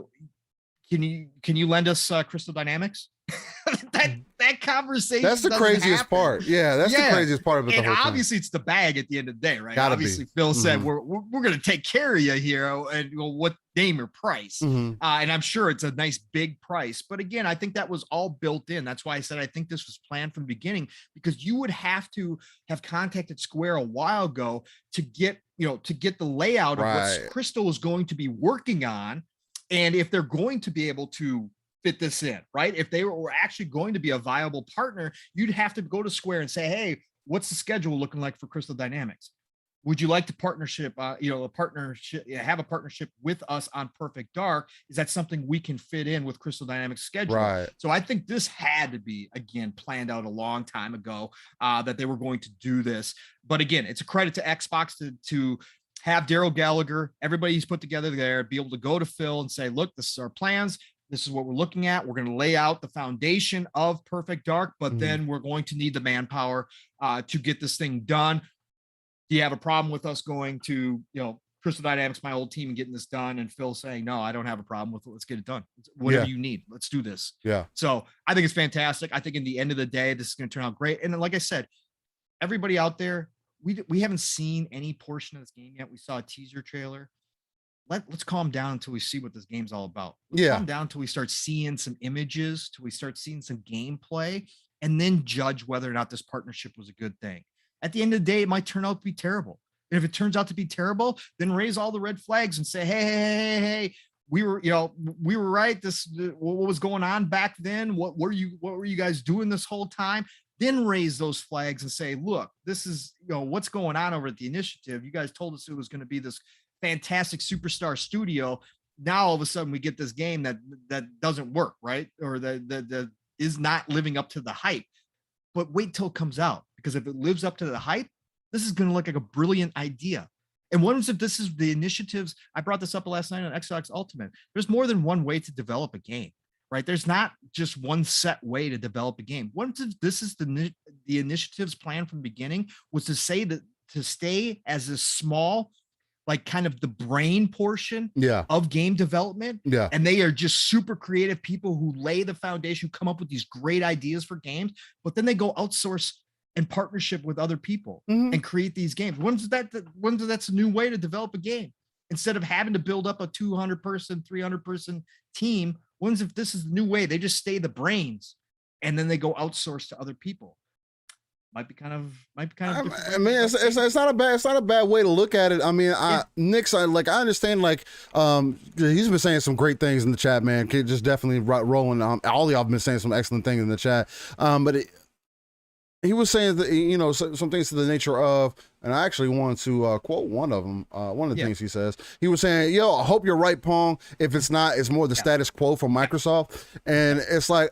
And I understand where you're coming from for that, Nix, and I also understand the whole, it's another game that just was announced early kind of conversation also. But you also have to understand that on the opposite end of the spectrum, that's something that's been happening in gaming for a long time. And yes, do we want the companies to be better about that? Announcing titles, saying that, this is going to be a quadruple A game, which I don't believe they necessarily say. I know that the hiring process and everything. It was the HR. You know what I'm saying? Where they kind of, and I believe, and honestly, this is where we as gamer enthusiasts have to kind of pull back the curtain a little bit and see why people are excited for this, right? People are excited for this because of the talent that is the initiative. It's not like just Gallagher at the top and then he just got some ragtag buddies with him. No. You have people from all these other great companies, other great teams, other great dev, you know what I'm saying, coming into one team saying, hey, I want these people to be my people, and we don't want to grow outside of that. We'll just get a team. That has to speak more volume to, as the saying goes, you want quality over quantity, right? You have quality devs within the initiative that understand what the mission is and what they're trying to accomplish. And then now they just need a team to help them get it together. Because again, at the end of the day, they have a AAA budget to get the game done. That's the other thing about it. And I feel like the quadruple A statement was more so just because of the talent that they have. Not, it's going to be a quadruple, because those don't exist. I mean, who cares about A games? People ran with it. It is what it is. I mean, yeah, it is. But Nix and I get it too. There is a section of people who have. It's hard to open. And this is Xbox's fight, right? This is their. It is. This is their hole that 100%. they dug with last generation. 100%. Was this idea that they don't know how to run studios. They didn't have a lot of studios, but they don't know how to run studios. They push games out the door like Recore without them being. They didn't have a choice. Like right. They didn't have a choice, but it does create a story, right? It does create a vision of what Xbox is. And unfortunately, that is a hole that they did dig themselves. Again, there is no excuse other than they didn't have really much of a choice at the time, because they were not given, because again, of who was in charge above, Phil and everybody, Donnie D, all those guys that did not give Xbox the resources, did not open up the coffers. What I tried to do is remember, there was a time and point in the 360 era when 360 was absolutely dominating. Why were they dominating? Well, because Sony stumbled out the gates, but also because they were putting money into third parties, and they were letting those IP, and those third parties were not pushing the games out the door. They were finishing the games right and pushing them onto 360. So I tried to take a step back and say, okay, yeah, that might have been Xbox's MO last generation for different reasons, that they did not have quality control. They did not allow games to be cooked in the oven for long enough. Games came out broken, games came out partially complete, games came out like crap.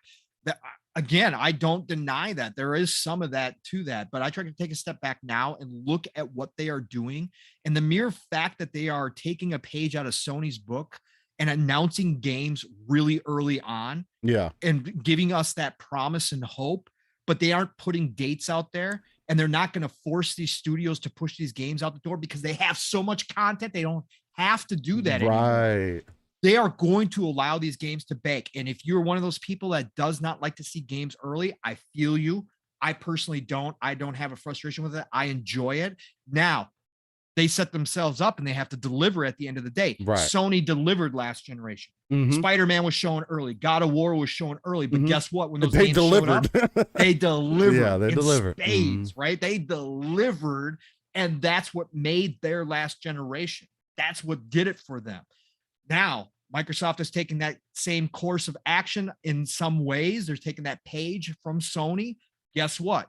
They got to finish the book. They got to put it out a game and games that are of high quality, that are of, again, unfortunately, rated highly in a lot of people's opinions, meaning Metacritic, Meta-Who. They need to put out those critically acclaimed games. What we've seen so far this year gives me that hope. They allowed Double Fine to finish Psychonauts 2 the right way. Guess what? Game of the year. Turned out better. Yep. Correct. So if that is what their MO is going forward, I'm willing to wait and see how these games turn out. We'll see next year with Redfall, Starfield. We will see what those games turn out to be. They obviously gave Todd Howard his extra year. There was some, again, we saw a lot of smoke. We don't know, but internal goals are real. There was a lot of people talking Starfield last year, and that's why there was a lot of smoke that it was going to be last year. But guess what? They gave him till 2022. They let him choose the date that he wanted. He chose the date. We're going to see how that game turns out. So I'm willing to give them a pass right now and see how these studios perform going forward underneath this new Xbox that has a totally different story now than it did last gen. I'm willing to wait and see. But again, I understand people's trepidation. I understand that there's some of that old, that grime still, on people's, that feel that Xbox let them down last generation and the games weren't up to quality, and obviously all that. Let's wait and see. That's where I'm at. I think it's going to happen. I think that this time around, this gen is totally different. Yeah, it's completely different. Yeah, it's completely different. I mean, again, we're in the age of competition, like for real this time around, not to be played with. And I think either way, what side of the fence you kind of sit on, I think you're good to go. I mean, we as gamers are just going to be well taken care of. Not only that, but it's just the overall point. I mean, they just have a lot to prove, man. Again, I'm with that thought process that, yeah, stop announcing the games early. Or if you're going to, show me a little bit of it and then tell me it's going to be out when it's ready. And I don't have a problem with that. I feel like people only really start, people are going to have complaint about whatever anyway. People are people. But I feel like you only benefit yourself when you give yourself the time and you give yourself like a certain amount of patience that now they can afford to have. And that is the biggest problem that I feel gets ignored constantly, that you literally went from 68 studios to 23 with 35 teams. Like, yeah, now you can afford to. Now you can, say, yeah, dude, we'll work on that for a bit. Let's get that. You could push Halo back instead of releasing it in a who knows kind of form. You know what I mean? So it's just, there's a lot of things that as we're moving forward into this entire thing, along with, we've been in a pandemic for almost 2 years, man. Like, where the entire world has been affected by what is going on and where they can't work on the games like they would want to. Shoulder to shoulder, right next to each other.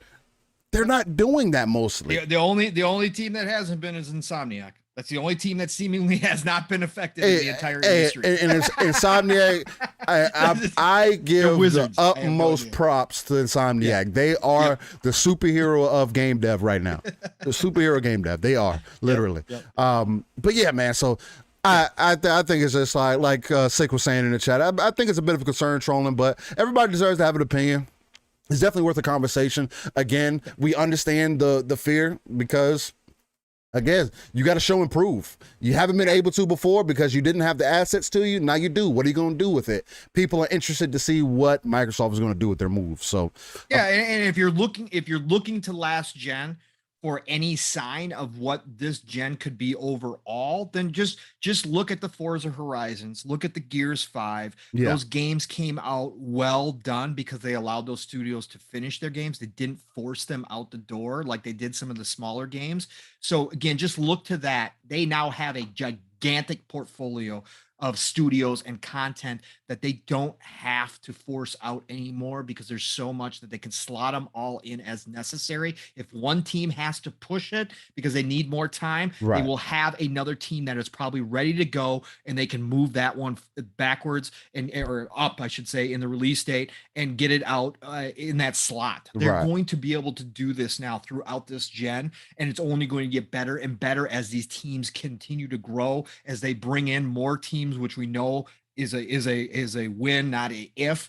So as they bring in more people, we're just going to see that opportunity for them. So again, just look at the good stuff they did put out, like Playground Games. They allowed those studios the time, and it came out quality. That's what I think is going to happen across the board this gen. Hopefully, so, hopefully. Hopefully. Again, they have to prove it. Yeah. Again, this is a hole they dug themselves. I ain't taking away from that. This is a hole. Thanks. So, but we'll see. But I'm looking forward, man. I'm looking forward to it. Hey, sure. And I'm right there with you, Omar. He said announcing 4 to 6 months away from a release would be ideal to me. I mean, yeah. I mean, tease me if you want to do a 1 to 2 year. Tease me a little bit, maybe max 1 year, but then drop me a little something. But show me everything right now. Show me your entire roadmap for the next 10 years. Of course. And then and we as gamers are always going to be fickle anyway, so it is what it is. Yeah. But it's a good conversation to have. With that being said, we also have to talk about things that are fickle in game companies that just seemingly do whatever they want. Yeah. Let's speak on this Nintendo Direct, man. Okay. It is something that happened this week. It's something that there were some key things to actually talk about, man. Some things that were actually interesting. I know you say you got the game list and everything, which I can also pull up and we can go through. Yeah, we got trailers and stuff if we want to hit on some of these. I mean, we're not going to break down the whole show. I'm not breaking down the whole. But... Yeah, I'm going to end up breaking down the whole show. The Sony show was worth breaking down. But there was good stuff. There was good stuff. I will say that Nintendo's. They got a couple of things that interest me. Let's put it that way. Yeah. So, well, let's dive into that. Not only do they have things that interest you, they also that older things that they want to pay for. So, so with that being said, Nintendo Direct, man, it happened. I'm gonna go ahead and get put up on screen for you guys. Hopefully we can get some not gameplay, but the trailers moving and everything. Yeah. But yeah, man, it happened. It was a interesting event, to say the least. First off, let me mute that while the Geico man talks. I'm actually surprised more people aren't talking about it, actually. I mean, with everything Nintendo does, it's kind of hard to be like, yeah, let me really pay attention to what Nintendo's doing. Yeah. All right, go ahead. I'll save my thoughts. They are seemingly going to be giving you the Nintendo 64 and Sega Genesis. Not only the games are they planning to release with their new subscription, I believe, but also they're going to be re-releasing the controllers from that time.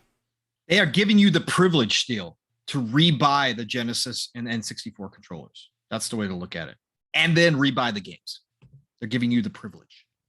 The privilege to buy these old ass games with these old ass controllers. There's a reason we have moved on. These controllers, I don't want another Nintendo 64 controller. Oh, God, I had enough time trying to figure out how to play with it well. I mean, of course, I figured it out and it was cool and all. But after the GameCube, I'd much rather play with the GameCube controller. Give me that controller. That Nintendo 64 controller was unnecessary and unneeded. And then the Sega Genesis controller, this isn't 25 years ago. Like, it's not. Put it up. If somebody else wants it, you want to buy one off of Amazon, cool. Nintendo, why are you releasing an official version? Would you just go into your basement one day and was like, oh man, we should re-release these? Like, what is this? What are we doing? And not only that, but they're calling it an expansion pack and putting it toward your monthly payments for Nintendo Online. Not only that, but they just released unlocked Bluetooth for the Nintendo Switch. Like, what are we doing? What, like, are we in the year? We're doing Nintendo. Are we in the year 20? Are we in the year 21 going into 22, or are we still like in the year 2000? Are we where we at? Where we at? I'm trying to figure out, because mind you, they did show gameplay for Bayonetta 3 as you guys see here. And it looked fantastic. It definitely, again, I'm a sucker for gameplay, and it definitely did, and combat, and it definitely. You know how good it would look on current gen? Oh God! Oh my goodness! I don't know why they don't. Nintendo is so stingy that they could make so much more money if they just put Bayonetta on everything, instead of just being like, yeah, you can play it on a Switch. Because I really want to play Bayonetta on a Switch, 30 FPS at 480p. Not really. And then they also, and then they announced things like they're going to be announcing a new character, which I'm still hoping is going to end up being Master Chief. For what, Smash? Yeah, for Smash. Yeah. But those are a couple things that I was interested in, and kind of just wanted to touch on a bit. Again, $49. Hold on, I need you guys to see this price. This is $49 for a Nintendo 64 controller or a Sega Genesis controller. It doesn't say together. It doesn't say, oh, $49. Get both for $49.99. No, it says $49.99 USD each. No. That's almost 20 more bucks. I can get a brand new Series controller. I can get a brand new PlayStation controller. I can get a brand new Pro controller for the Switch. if they're not feeding the nostalgia, I don't know what's going on. At this point, I just feel like Nintendo is just like the evil overlord of everything. That's just he's like the evil. I don't know. Some people might have seen Shang-Chi, but he's like they're like the evil guy from Shang-Chi, like the dad or whatever the case. And they just go around wrecking shop for years and years and years, and then get mad and then get mad when you don't buy their games or act like they did, or tell them to upgrade, or tell them they need to do things differently. You need to do things differently. No, we're just going to keep doing things the way we've been doing them. Take over the world. Destroy everything. Everybody. We have the best retention rate in the business. Just do it. Send it. The people will buy it. And it's unfortunate, man. Of course they will. It's unfortunate. Of course they will. They will. But they show some things that were attractive, and I guess that's what's more important than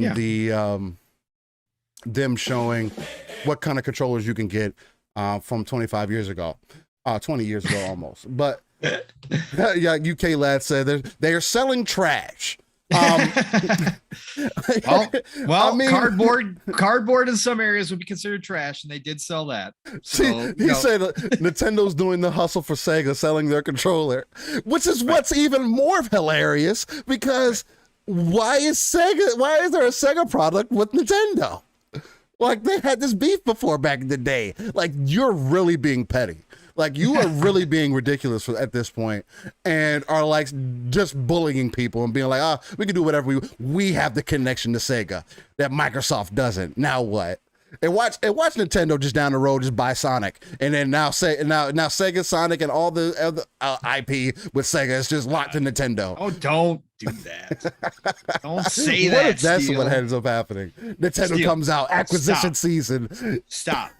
Sonic cannot be owned by Nintendo. That's Sega. like heresy. That's like heresy of the highest order. Okay, that cannot happen. I mean, they're already Japanese based. We want to keep it Japanese based, keep it from Microsoft. They're trying to Phil subdue needs our to culture. step in at that point. Phil needs to step in at that point. Save us all. Okay, that cannot happen. Hey man, I mean, people are seemingly into it. So yeah. But yeah, man, what have you seen from this from the Nintendo Direct? I know there was a couple things that you said piqued your interest. You said they got you with a few things. So how you feeling about it, man? Do you think it was better than the other shows? Yes, I do. I do. Okay. I think this was more diverse in their lineup. I think what they showed, again, not everybody's gonna be excited for it because some of the stuff is older stuff, right? It like Dying Light 2, coming to the streaming portion of the Switch. Again, why anybody would want to play Dying Light 2 on a Switch, I have no idea, but there are people that only own a Switch, right? And obviously Techline wants a piece of that pie, so they made it happen. But again, it is like, why would you play it there when you can go get something else to play it on? But again, I think it's still interesting that there are third parties still trying to get into the Switch ecosystem, because obviously we know, people on Switch buy games. Now, generally, they only buy Nintendo games, but at the same time, if you can hit it right, there's a huge audience there ready for you on Switch that is looking for games. So, again, the diversity of this lineup was great. The Nintendo 64 and Sega Genesis thing is a head scratcher. Again, is it going to sell well? Yes, people are already blowing up. I saw people are super hyped for it. They're going to go out and spend the $50 on each one of those controllers. They're going to spend the extra money on whatever the games are going to cost you. They're going to do it. Right. So nostalgia lives on in Nintendo land. That's what they live off of. And this just feeds right into that. So again, to me, does it make sense? No. But if they're going to get Genesis, like I was saying, I hope Xbox can get all the Dreamcast stuff. I'd love to see Dreamcast come to Xbox. But anyways, that would be dope. That would be dope. Again, marketing, genius. Yes, it is. Bring back the N64 controller and have everybody go spend $50 for it. Bring back the Genesis controller, have everybody spend $50 for it. Fantastic. Classic Nintendo move. Good for you guys. Continue on. Bayonetta 3. Yes, absolutely grab me. Of course. She's one of my girls. Love Bayonetta. Was a sad day when it left, and Platinum Games obviously made it exclusive to Switch, to Nintendo. It's a miss for Platinum Games and for Bayonetta as a character, because my God, that game would look absolutely freaking ridiculous on current gen consoles. I can't imagine what they could do with it. But the trailer looked great. It looks like Bayonetta. They've changed up her style a little bit. So we'll see how the game plays. But I think at the end of the day, this is still going to be a great game. So Bayonetta is definitely one of those games that I wish I had a Switch for. I thought the Splatoon 3 gameplay, for all the Splatoon fans out there, that's a big game. Whether we think it's fun or not, whether we think it looks interesting or not. Hey, for them, this was a huge game. People have been clamoring for Splatoon 3, and showing that off looks fantastic. Happy for the Nintendo people, obviously. Again, going back to the diversity of things, bringing back Star Wars Knights of the Old Republic. Man, this is a weird one. So we get the announcement that they're going to remake Knights of the Old Republic, obviously coming to PlayStation first and PC. Yeah. By Aspire. And then all of a sudden we get this, that Aspire is going to put the original Knights of the Old Republic on Switch. I don't know how this is going to go. I really don't. Like, this is like the old, like if you go back and play, I've got the original discs, right? I've got the, backwards compatible. You go back and play that. And even me, as one of the biggest Knights of the Old Republic fans, I admit that it's not good. Like, it's like hard to play. Like, the story is still fantastic. I still love being able to choose, dark side, light side. I love, again, all those aspects of it, but the gameplay, like the performance is god awful. Like, at points, like, it's not good. Like, there are like points that it's like, oh my god, it's like a almost like a slideshow at points, right? So I just don't know how this is gonna. I'm sure there's people excited for it to come. You can be able to play it on the go. It's been out on mobile before. I guess this works, but again, interesting. Adding, a big name to your lineup is always good. I just don't know if this is going to be the draw that everybody says it is. They also announced the Castlevania Advance Collection, which I thought was awesome, because this is not only on Switch, this is now available right now for PlayStation and Xbox. You can go buy it, $20. This is crazy. This to me was like a wow moment. I know not everybody's into Castlevania, but again, for originally, these are the Game Boy Advance games, and then also Dracula X, which was on the N64. You are now able to play these Castlevania games on Xbox and PlayStation, which is cool as hell. That is something that kind of caught me off guard. Again, this seems to be, whether it was Nintendo's decision or not, I don't know how the licensing is, or what, if it was up finally and they could do this, but whatever the reason, to have these Castlevania games that were once exclusive to Nintendo handhelds and to the N64 with Dracula X on Xbox and PlayStation and updated to 4K is cool as hell to me. I'm eventually going to buy that collection, but I thought that was a really cool announcement. All right, this is the one that gets me too. ActRaiser Renaissance. ActRaiser. Anybody who does not know ActRaiser is the absolute definition of a cult classic. ActRaiser was not the biggest game back in the day, but it was so inventive back in the day that there are a group of people who fell in love with it. I enjoyed with my time with ActRaiser, and I am shocked to see this come back. Out of all the games Square Enix could bring back, that they brought back ActRaiser is crazy to me, right? This is like something out of the blue. So ActRaiser, for people who may not know what it is, why I say it's one of the most inventive games ever, they combined two, you got to picture this, go watch the videos, you'll understand. They combined 2D side scroller, RPG kind of light. They combined that with city building and God game mechanics. So people are like, what? That doesn't make any sense. Look, go watch the videos. It's real. For this game, for the Renaissance, which is remastered version, they actually did add to it. They've added new levels and stuff to it. They've added expansions to the city building. This is cool. This is really, really cool. This touches on my old nostalgic heart. And so I thought this was fantastic. And then I found out, Square being Square. And again, I've had this rant before. We alluded to it in the Tomb Raider talk as well, or in the Crystal Dynamics talk. Square Enix being Square Enix is putting this out on every platform except Xbox. This makes me upset. Square, I don't know what their deal is. I don't know what the beef is with Xbox. We've seen the Final Fantasies come to Game Pass now. So we've seen, Octopath Traveler, which used to be a Switch only title, exclusive console wise, come first to Xbox, not even hit PlayStation. Right.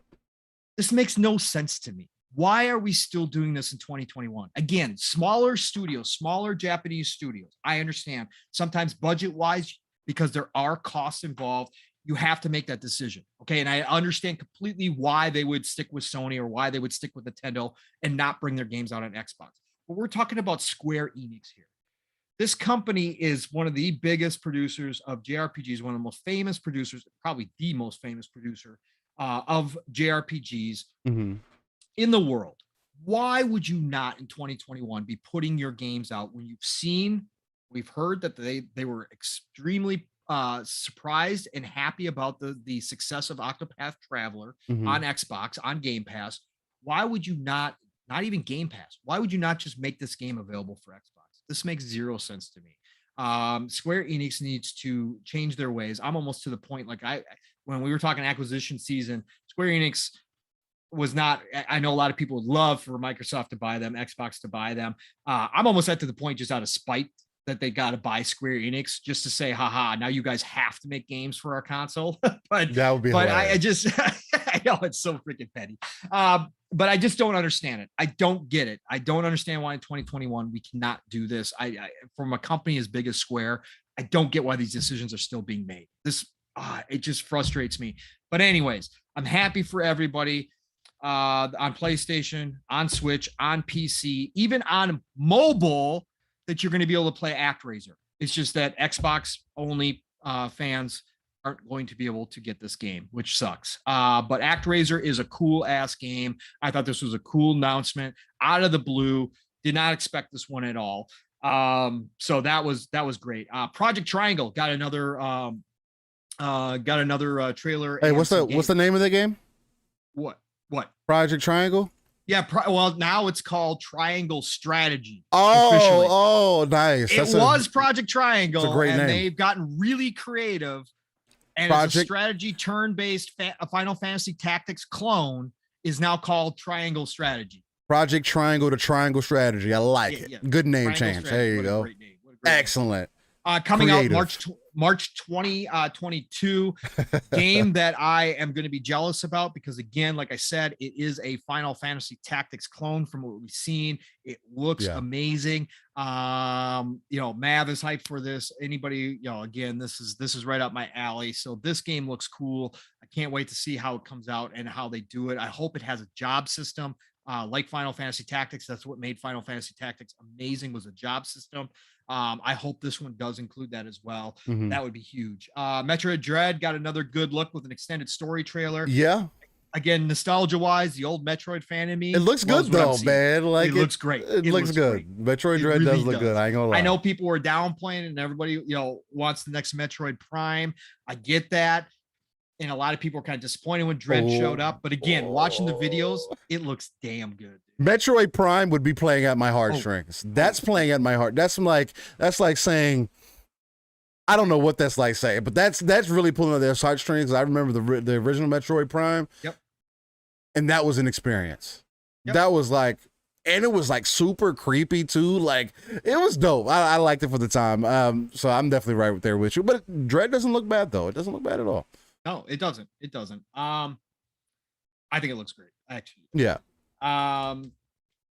Disco Elysium got announced for Switch, which is a huge game that I'm kind of waiting to hit Xbox here soon. This is a game that has gotten huge reviews. Looks fantastic. I can't wait to play it. I'm hoping it's supposed to be coming everywhere at some point. It's coming to Switch in October. So hopefully we get an Xbox announcement soon. But the big one too, again, diverse lineup. Paradox, which Oh. is a nice publisher who produces strategy games, who ports them over to console from PC. I love Paradox and I love what they've brought to Xbox. Mhm. Now they announced for Switch that they're bringing, again, this is the one that pulls at my heartstrings. This is the one, Shadowrun trilogy. The Yeah. three classic RPGs that have been on PC. This is after Microsoft gave back the IP, and some of the original team actually went on to make a trilogy on PC, which has got fantastic reviews. Mhm. This is the old school style Shadowrun RPGs, Mhm. and they're bringing them to Switch, man. I That's hope dope. I've looked and looked and hunted and hunted. There's no word on exclusivity. There's no word if they're going to bring it elsewhere. I hope with Paradox's history that we're eventually going to see these on Xbox as well, because this one right here really almost makes me want to go get a Switch just to be able to play Shadowrun. Yeah, you were saying that. Yeah, I love Shadowrun, man. So the Shadowrun trilogy is coming in 2022 to Switch.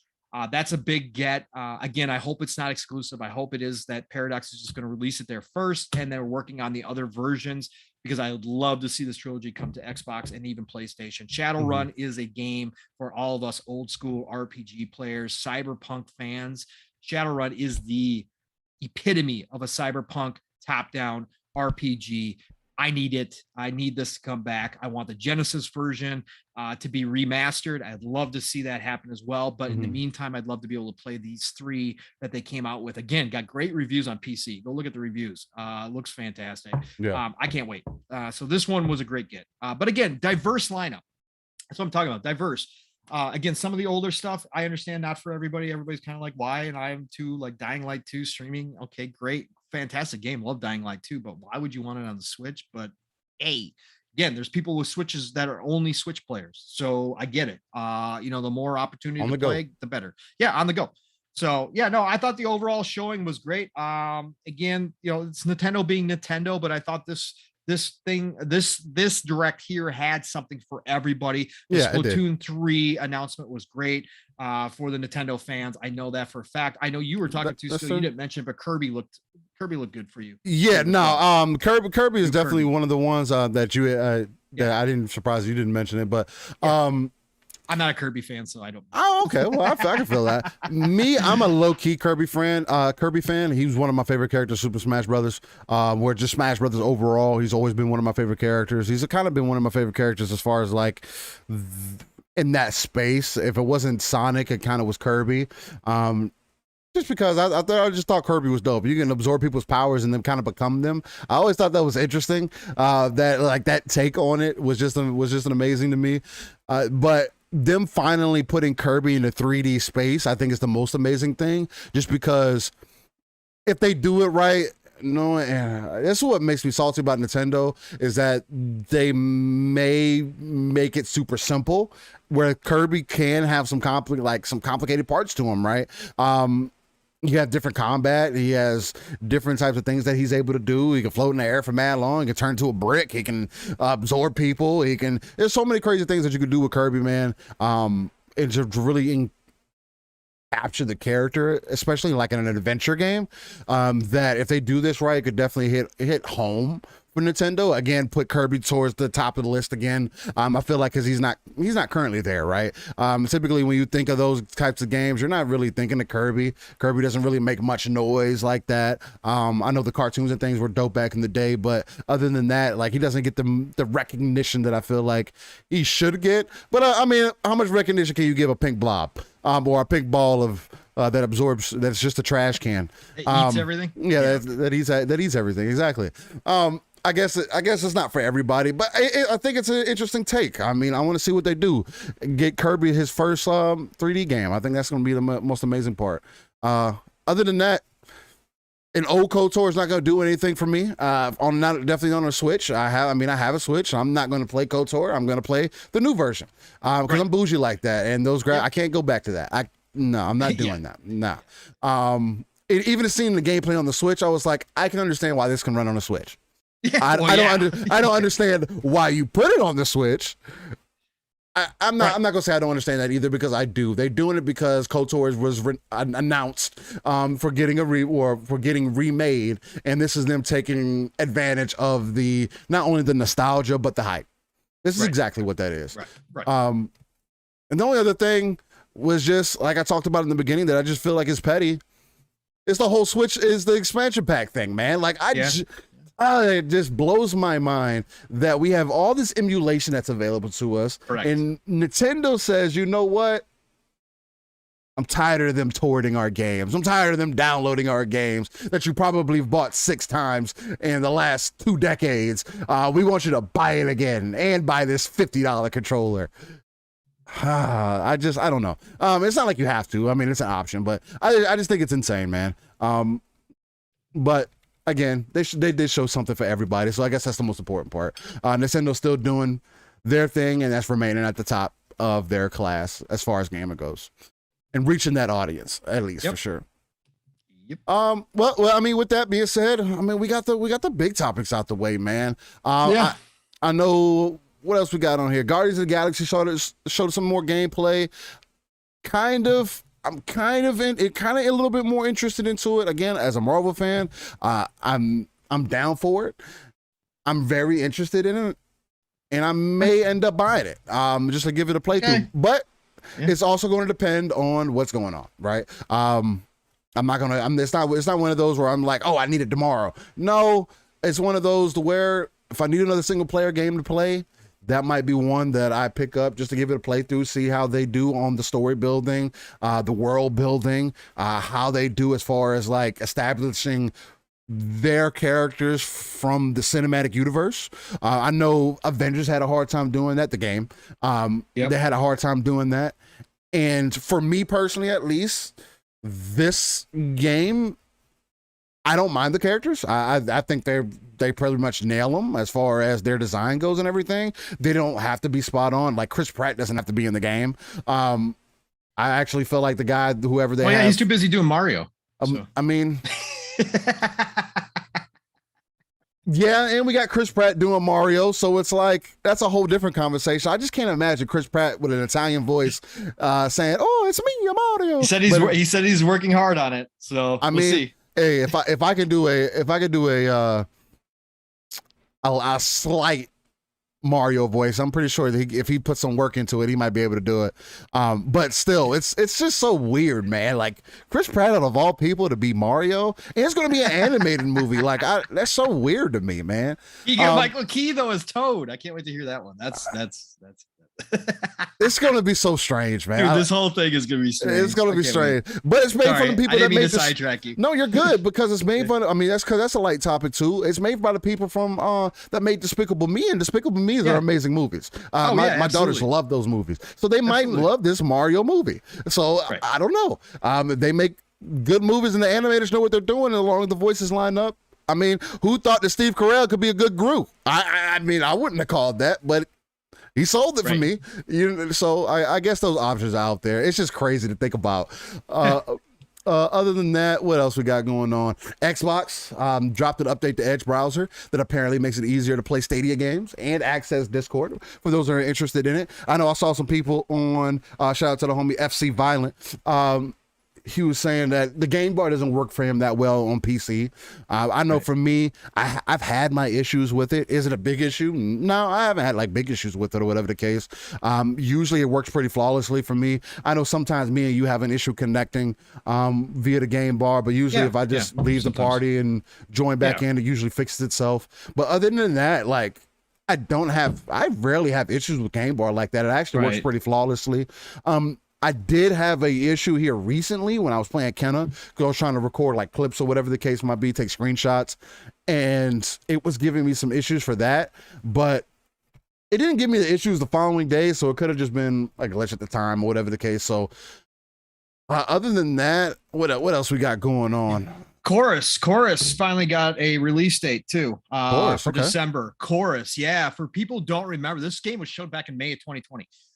This is that arcade space shooter where you take control of her name's Nara, and you she like it's AI controlled ship but not like you interface with the ship, and the ship's got a name called Forsaken. Okay. And it's an arcade spaceship. Hey, that's a game that's coming. No, that's Forspoken. Absolutely gorgeous. Forsaken, not Forspoken. Yeah, no, I do realize. I know I said Forsaken at one point. Remember when I first talked about it?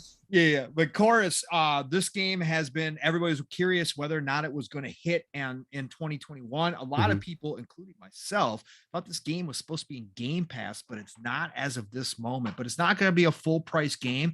But if you guys don't remember Chorus or haven't seen it in a while, go look at this announcement trailer. It is gorgeous. This game is going to be so much fun. I cannot wait. And that finally got a release date for December. I think it's December 3rd, I want to say. So yeah, go check that out.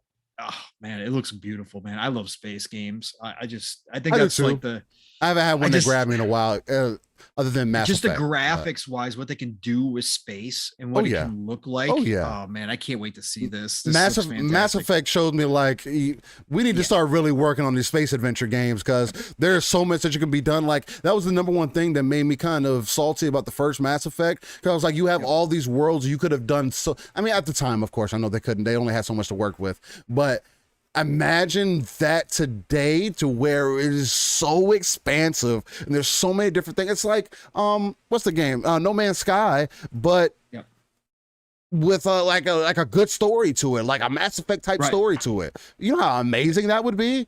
Or like Starfield might be that we might get it next year. Yeah, I was just gonna say we might. If we get that, I'm 100% on board. I'm 100% on board. As long as I can play in third person, I think I'm 100% on board. For sure. From me. What else we got here? I guess I know we talked about a little bit about Halo Infinite in the beginning, and experience. I knew you played it and everything. The flighting is out. There is another play session happening today. This is Saturday for those listening on the audio platforms afterwards. It going live 12 Central, so I believe that's 1 Eastern, if I'm not mistaken. Is that right? Yep, 1 Eastern. And I believe then it was like 10 Pacific time or something like that. I think that's how that works. But so be on the lookout for that. I'm definitely going to be hopping on that within the next like 50 or so minutes. And they're adding a map tomorrow. And they're adding a map tomorrow. Okay. Yep. I won't be able to play tomorrow. We're going to get a new map tomorrow. So, I won't be able to play tomorrow, but that's fine. That's what's up, though. I mean, that's dope. So, I mean, things seem to be working well. I know a lot of people were saying that they need to work on crossplay, to either turn it off or do something with it, because the aim assist isn't necessarily fair enough to where it's balanced between PC and console players, which I can completely understand. I mean, I play PC, but I also only use controllers when I play my PC games.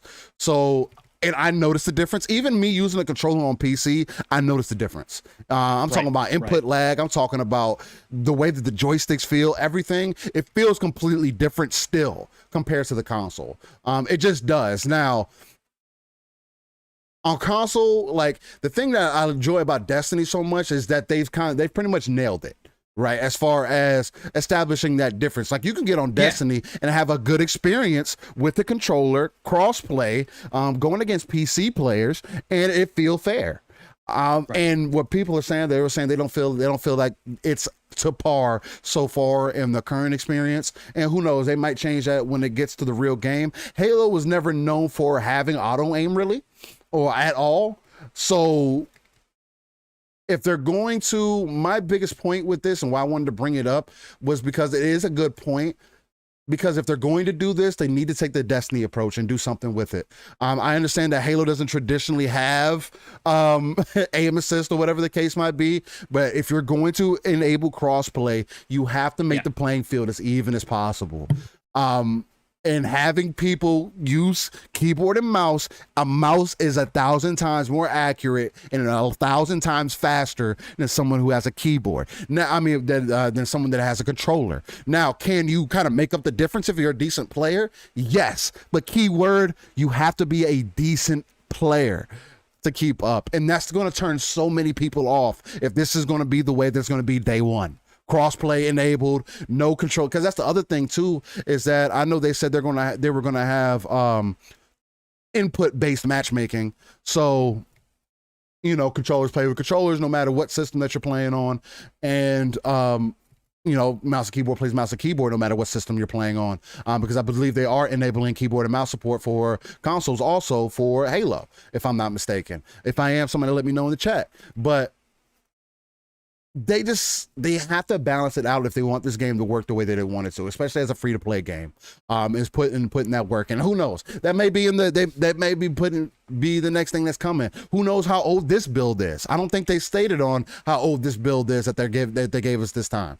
I mean, obviously it looks cleaner, it looks better, but who's to say it wasn't just that older build or an updated version of that older build, and it's still a 2-month behind build or whatever the case might be, or a month behind build, or whatever kind of build it is that they're working on. So obviously they're still working on things, but it's playing great, man. I've seen people say so many fantastic things about it. I do have to agree with the sentiment that it's the best feeling Halo ever.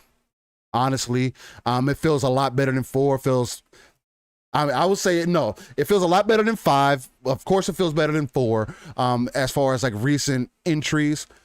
It does really well with keeping itself modern in such a way where it entices you. Again, the last time I played the flighting, I couldn't play any other game for a week because that's all I want. All I wanted to do was play Halo. Like that's literally what it did to me last time. Right. So if that doesn't speak for you, I mean, it is what it is. Everybody to each their own. I haven't been having the issues on PC that other people have been claiming that they have. But again, I've only played like one game on PC. I'm actually planning on playing on console later, unless the wife is going to be playing. Then I'll leave her alone and I'll play on PC. But I haven't noticed the issues. I did notice that it wasn't hitting 120 FPS on a 120 FPS screen. I don't know why it was not doing that. It didn't do it the first time either, where I couldn't get more than 90 at any one point in time. So I feel like there's still some optimization things that need to be handled. But overall, it feels like they're in the right direction. If this is how the multiplayer feels and how the multiplayer looks, I have a lot of faith in this story. A lot of faith. Because typically the multiplayer gets dumbed down compared to the story. And if the multiplayer already looks this great, feels this great, dude, it's going to be wild what that story is going to feel like and the impact it may have as far as just the first person shooter genre. I feel like this may be a chance for Halo to redefine the genre again. Who knows? I mean, they're not doing too much things that are different or whatever the case. They are doing things different on the multiplayer side, but not ideally. I mean, an open world game. There's been plenty of open world games like that, but we'll see what they do. I'm excited. It's getting me more excited for what the overall game is going to bring. So, for sure, absolutely. Other than that, I mean, I know you as a casual Halo fan. I mean, you got your sentiments about it. Yeah, I said what I said, and I can't wait. Again, even as a casual Halo fan, I think that I can state that this game feels fantastic, and I can't wait to see what they do with the single player. Am I disappointed that I'm not going to be able to play co-op single player? Yeah, I am. At the end of the day, I said from the get-go that they can't delay it again for that reason. Right. But I still can't wait to see what it brings. I want to see what they try new with the single player. And I obviously want to see what they do with the story and where they're going to go with it. And if this is a 10-year plan, which they say it is, if this is now a games as a service Halo, which again, I have zero problem with games as a service games. I'm not one of those people that hates that term. Right. I don't. I think it has potential. I want to see where they take it and what they can expand on and the different stories that they can tell when it comes to Halo, because I think the Halo universe, even though it's nothing that grabbed me per se, there has been stories within the Halo universe that have grabbed me, like Halo Wars 2, right? Halo Wars 2 is they need to expand great. It. They need to expand it, right? And ODST. ODST is my favorite Halo game. I understand why. I know some exactly people hate that, but that's a great game. For me, Halo for me as a casual fan is not Chief, right? Halo for me is not necessarily just Chief. I understand why Chief is Chief, right? And I understand why so many people say Halo is Master Chief. I get that fact, but to me, it's the universe and it's all the stories. That's what you're interested in, yeah. Correct. Me too. Correct. And when they showed that last trailer at E3, when they showed off the sergeant, I can't remember her name. What's her name? I'm forgetting her name. When they showed her little side story. dude, I was all that hit you in the that. feels. Like, Yeah, that hit you in the feels. That CG brought That me was on back point. to ODST. On point. But it also showed another story, another character who in the world, and how she got to be a part of the Spartans and how she got there and what was going on, that it's not just Chiefs battle, that this, that it was these battles all across the universe that were happening that affected people, and that brought, all those kind of stories. That's what gets me. I love that kind of stuff. And I can't wait to see what they do with this for the next 10 years. I really can't. I think they can tell a lot of different stuff. Yeah, I feel like this time is going to be the time that they actually, because Halo's been in this kind of rut to where they can't get further into the entertainment business for whatever reason, or they get things worked on and then it falls through, they work on it, falls through. And I feel like if Halo hits this time, which I feel like it will, that it's going to springboard it into the movie theaters, into TV shows, and expanding out the universe. Because I agree with you right there, Pong.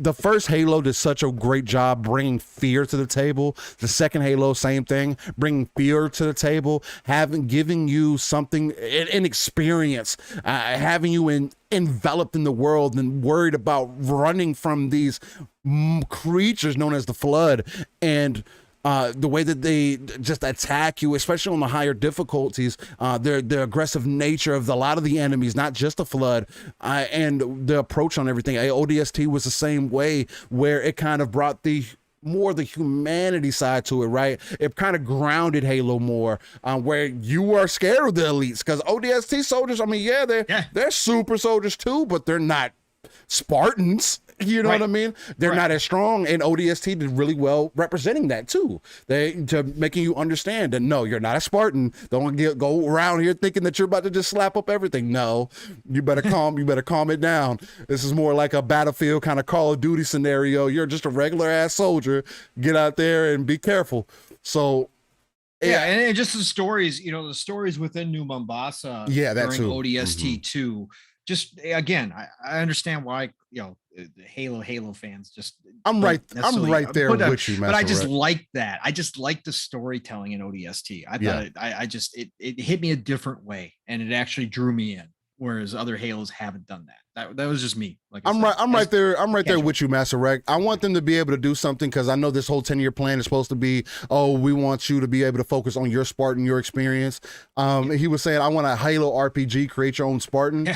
Halo needs a third-person, over-the-shoulder action adventure game. That is they do, like, that is you have literally the easiest franchise with the biggest and most expansive universe that you have not deep dived yet, that you can make a third-person game with easily. Yep. You could take Spartan Locke and the whole Oni team and make a third-person game by itself, and that will make up for all the BS that didn't get done for Spartan Locke himself. Because that whole Oni situation with Spartan Locke and that whole team is way darker than people imagine, or than people know commonly. It's way darker. You want to talk about like our government on like steroids, as far as like being something that can be trusted, or MI6, or like the Bond, from like anything like from a Bond movie. Oh man, the Oni is like, there ain't nothing to fuck with. Like they are. It's crazy the type of stuff they get away with, but that other side hasn't been shown yet, and that's what we need to see. And hopefully this springboards it. So other than that, man, that's pretty much it. Look, man, this is one of our shortest shows in like 2 months, 3 months, I think. Yeah, man. I mean, we've been kind of consistent with the 3-hour shows, pushing it. You know what I'm saying? And Anchor has been kind of upset with me about that, but it's okay. I've been uploading 2-part shows. They'll be all right.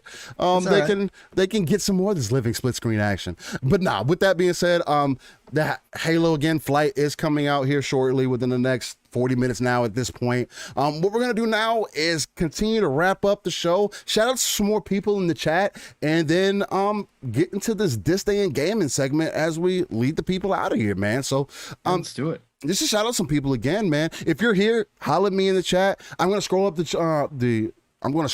chat, holler at everybody who's currently in here, and then go from there. She is no elite has slid into the chat. What's going on, my guy? It's Timmer. What's going on, man? UK Lab. What's going on, my guy? Dan the Man Cunningham. What's up, my guy? Luke Steele, Masserect, Fun Speculation, otherwise known as Math. Hopefully we can team up on some Halo later, man. If you're gonna be available, 40 minutes, we're gonna get down, man.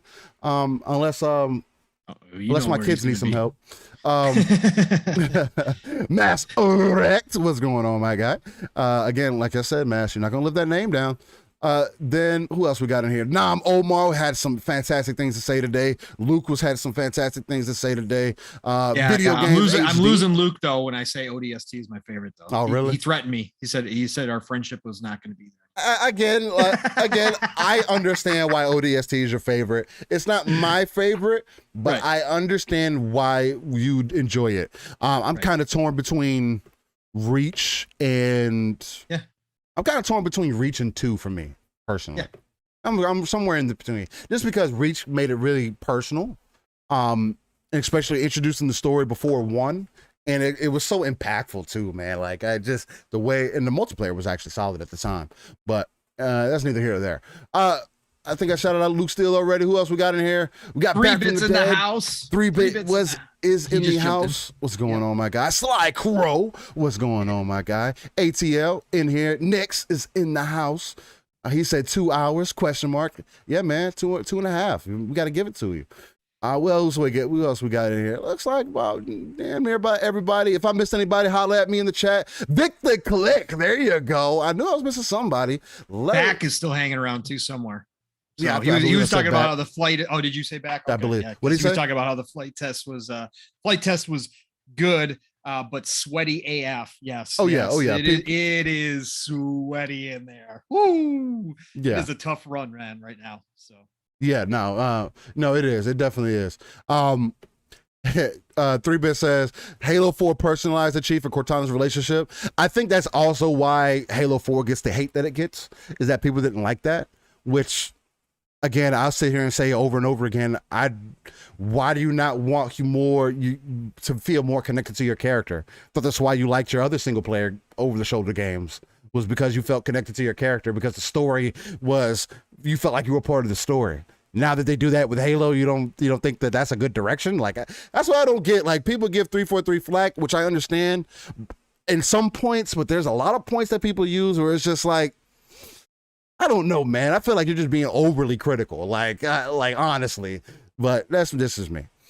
Other than that, Digital Tiger, what's going on, my guy? He said the show is fire. Thanks, man. I appreciate that. Hopefully it is. Again, we are here every 9 a.m. Central, 10 a.m. Eastern, and 3 p.m. UK time on a Saturday morning, giving it to you live, raw and uncut, authentic, organic, in a manner that only me and my uncanny guy himself can bring you, because you don't get this kind of content anywhere else, man. The energy, the vibes, just the content overall, the upcoming game segment, the this day in game segment, the gameplay in the background that I bring to you guys week by week, that is presented by me. I didn't pull this off of YouTube and this is some other guy playing. This is me playing. I struggled on Totoro. I struggled on this man. He was hard to beat on the harder difficulty, man. He was a fucking problem. He was fucking annoying as hell. And it made it worse because he magnetizes to you. He was like the first character. Well, I mean, of course, a lot of the other enemies do it. But him as a boss, doing some of his moves, and they're magnetizing to you to the point where it's like, you literally have to get the timing right. It's like the game telling you, hey, man, your timing is off. Like, and that's pretty much what it is. But it was an enjoyable time. If you guys enjoy all of this, man, hit that like button, share it out, tell a buddy about it. Again, me and Pong do this on a week-to-week basis. We'd love to put more time into this, but you know, the reason we constantly say it's authentic and organic is because we literally do not do any behind the scenes planning. We literally sometimes I don't know if that's good or bad. I mean, at this point, I feel like we put a good show together. It's our flow, man. It's our flow. We put a good show together. I mean, I feel like it would only progress even further if we were able to spend more time into it. But the fact that we're able to do this and get this far and it still feels natural, we still don't get on here and it's like, oh, we're an hour in, we're like, all right, now what? Yeah, I don't know. What's up, That Pong? won't happen. That Nah. won't happen between you and me. So that's definitely sure. Facts. And Yeah. And that's what it's about, man. It's all about gaming and everything, and that's what we want the attention to be. Again, like I've continued to say here, it's about the 3 billion, not just the 500 million that we're capped at between all the different platforms right now, PC, console, whatever. And whatnot. You got to get to 3 billion gamers because we got to get more attention in the scene. Again, gaming isn't the number one entertainment business for nothing, and we're only gaining more traction and getting more accessibility than ever. So with that being said, let's get into this day in gaming segment where I go back at least 30 years within our gaming history, just to shed light on it, because gaming is art and should be treated as such. And I feel like that goes without saying, right? Sometimes we forget where we came from to where we're at, right? We had 16-bit games, 8-bit games back in the day, and now people are mad when their 3D game isn't the way that they want it to be, or exactly the way that they want it to be, or it's too whatever. When we were just happy to get games back in the day, right? Of any interest. So that's why we do it here. With that being said, let's get into it, man. Yeah, let's make me feel old. Let's go. Let's do this. For Pong, it's the make him feel old segment. I keep trying to tell him that he doesn't need to feel that way. Whatever. But he doesn't. He doesn't want to hear that. Come on, let's get down to business. He doesn't want to hear that. I don't understand why. He doesn't have to feel like an old man, even though he isn't. He is the older gentleman. But it's all right. I am the older gentleman now. That's great. You are the older gentleman. You are the uncanny older gentleman. The elder statesman. The elder statesman? No, yeah. I don't know if you're the statesman. I don't know about that. The elder statesman. Of course, I'm co-mayor of Speculation Town. You know what? You did something right there. You are the co-mayor of Speculation Town, whereas there's unicorns and rainbows, and it constantly rains Skittles. It's 75, baby. It's always, perfect all the time. No wind. Well, maybe a slight breeze every now and then. Yeah, you gotta have a little breeze, man. Come on, that makes it feel good.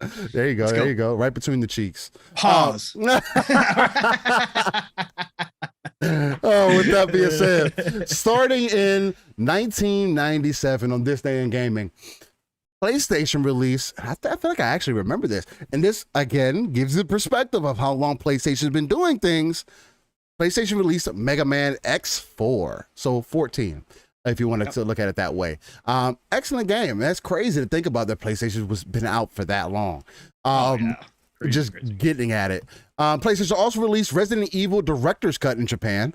I didn't even play the Japan version. I've definitely played the regular first one. 2 probably is part of the reason I don't like scary games to this day. Yeah, that back in the day, that fucked with me heavy, especially with Nemesis and them damn dogs. They were kind of creepy back in the day. I'm not gonna lie. Then PlayStation also released Tactics Ogre in Japan. Fantastic. Right next to Final Fantasy Tactics. Tactics Ogre is amazing. Okay. Awesome. Yep. Then Neo Geo, goodness gracious, released the King of Fighters 97. Another classic, man. King of Fighters will always go down as a classic fighter, a great fighter, matter of fact. When I worked at Funkoland, we had a Neo Geo that never sold because of how expensive it was, but we had one in the store, and we locked the doors after closing time, pull out the Neo Geo. We had like 5 games, man. Oh my God. That's crazy. Oh, dude, Neo Geo. Oh God, such a great system. Yeah, Neo Geo was good for this time. Back then, I'm just saying, because you couldn't get that arcade experience. Oh yeah. Neo Geo was like straight closest arcade. thing. It was the actual arcade set, right? The chipset. It was the actual arcade chipset. That's why it was so huge, because they actually just reproduced it and put it into a cartridge. It was amazing. Yeah, it was an amazing time for that. Definitely an amazing time. One of the ones I'm more familiar with, Game Boy Color. I had one of those systems. I actually had a traditional Game Boy too. Actually, those things ran through batteries too, actually. Of course, a lot of those devices back then, it's like you had to plug it into the wall. My parents wasn't buying more batteries from me. Once you ran through those batteries, those 4 AA batteries, I'm not buying you another pack of batteries. You better charge it, you better plug it into the wall. Use that AC adapter. What the hell's wrong with you? Dragon Warrior Monsters released in Japan on Game Boy Color. I'm not familiar with that game, but I am familiar with the Game Boy Color. 2006, GameCube released Batten Kaitos Origins. Hopefully I said that name right. Not familiar with that game, although GameCube is a classic system for me. Me and my brother thought those little discs were amazing. GameCube also did really well with the Sonic games. Personally, again, I'll always stand on that line that the last good Sonic, and I haven't had a chance to play Colors yet, even though my brother has bought it. He bought it? Oh, yeah, of course he did. Of course he did. As soon as he saw it was coming to Xbox, he was like, "Oh, it's coming to Xbox." I was like, "Yeah, they're the Ultimate Edition." He was like, "Oh, I'm buying that day one." And yeah, he bought it. So I got it waiting in my backlog to be played. I do want to give that a good play. Why do you change your voice though for your brother? You guys sound exactly the same. I don't know why you change your voice. We don't sound exactly the same. Yes, you do. No, we don't. Playing Argavi, man. Sometimes I think I'm talking to you and it's actually him. I feel like we sound completely different. He has a different tone than I do. He's got a little different tone, but you guys have the same. You have the same kind of. You use the same words. We do. And you have the same inflection when you're speaking. So it does mess with me though. That's funny. That's funny. You're not the first person to say that, so I find that hilarious. How about this one for a step into the time machine? 2007, Xbox 360 released Halo 3. Woo. Oh, big giant launch. Talk about a classic. Biggest in entertainment history at the time, man. Lines. The amount of people that were hype about it. Oh my God. That was Bungie at its greatness before they stepped down to do the Walking Dead Destiny, which I still feel like they did really well with Destiny. Again, I will still stand on the mound also. I am the guy that will stand on the hill and just say Destiny is Halo, but open world. That's it, because it is. All the enemies, the way they react, the way they feel, especially from the first game. I mean, they've kind of separated it more from in the second game, where it kind of stands by itself. But they just didn't live up to the promise of the first game. No, they didn't live up to the promise in the first game. It was supposed to be so much more. It was definitely supposed to be so much more. But it was Halo. It was a reskinned Halo. And I still feel like that. I still feel like it's a reskinned Halo. It's a reskinned Star Wars Halo, basically. Right. Following your story. That's all it's about. You're doing all the same shit pretty much that you would do in Star Wars, light versus dark, and trying to find the balance. Oh, now you want to find the balance. Oh, now it's okay to go to the dark side. Oh, where did I hear this from before? All right, Bungie. So, I find that funny. But other than that, PlayStation 2 then also released Soul Nomad and the World Eaters. Like that sounds familiar for some reason. I don't know. I might have had a touch on that. Soul Eaters, but no, it doesn't. No, Soul Nomad and the World Eaters. Yeah, I know. So yeah. Speaking of World Eaters, that's another game I need to get back to is Biomutant. I actually ended up putting that down. I want to actually finish, especially after all the updates and everything, and jump back in there. Yep. PC also released The Settlers: Rise of an Empire. Then what else we got on here? PSP in 2008, they released Mana Kamiya Student Alliance in Japan. Nope. No recollection of that. No. 2012, PlayStation 3 released Dead or Alive 5. Gotta love Dead or Alive. With the extra. Gotta love the physics. Extra jiggle physics. That's what Dead or Alive from me, especially as a kid. That's number one things I remember from Dead or Alive is that was the main game that had the greatest physics I've still ever had seen. A lot of crushes, video game crushes. Video game crushes, no, but I wasn't blind either. Like I wasn't blind. I didn't have video game crushes, but I wasn't blind to see those. Did you have your Dead or Alive pillow? Your body pillow? No. Okay. No. I've never done anything like that. That's weird. I don't know. That's just strange. No, I wasn't that infatuated with it. What else was there? We also had in that same year, PSP released Final Fantasy III. Yeah. There you go. PSP again. We always talk about it. Excellent device, ahead of its time. Then PlayStation 3 also released Tokyo Jungle. I don't know what that is. Oh, yes, Tokyo Jungle. That was a cool little unique game too. Interesting. Yeah, it was like it was like a how do I want to call it? It's a survival I guess they describe it as survival action game. So like wildlife has retaken over like the Tokyo. Okay, right? okay. So very interesting game. Let's put it that way. Some people loved it, some people hated it. Like you can look at the reviews, like it's all over the place, but it's kind of a cool game. So Tokyo Jungle. That sounds interesting. That sounds interesting. Yeah. Then in 2014, PlayStation Vita released Danganronpa, another episode, Ultra Despair Girls in Japan. Yep. You know, if I had to guess what that game was about, what? I'm not going to guess it. I'm not going to guess it. Wait. You've never played. Whoa. Back up. No, I've never played Danganronpa. You've never played Danganronpa? No, I've never played Danganronpa. Dude, what? Freaking amazing series. Is it? Ultra Despair Girls was outside of their yes, dude. I'm about to look that up. No, I've never played Danganronpa. I've never even heard of that. Oh, dude. I didn't have a Vita either, though. Yeah, but it's been out on PlayStation. It's been out elsewhere. Oh, I definitely haven't paid attention to it then. Dude, it's amazing. Okay.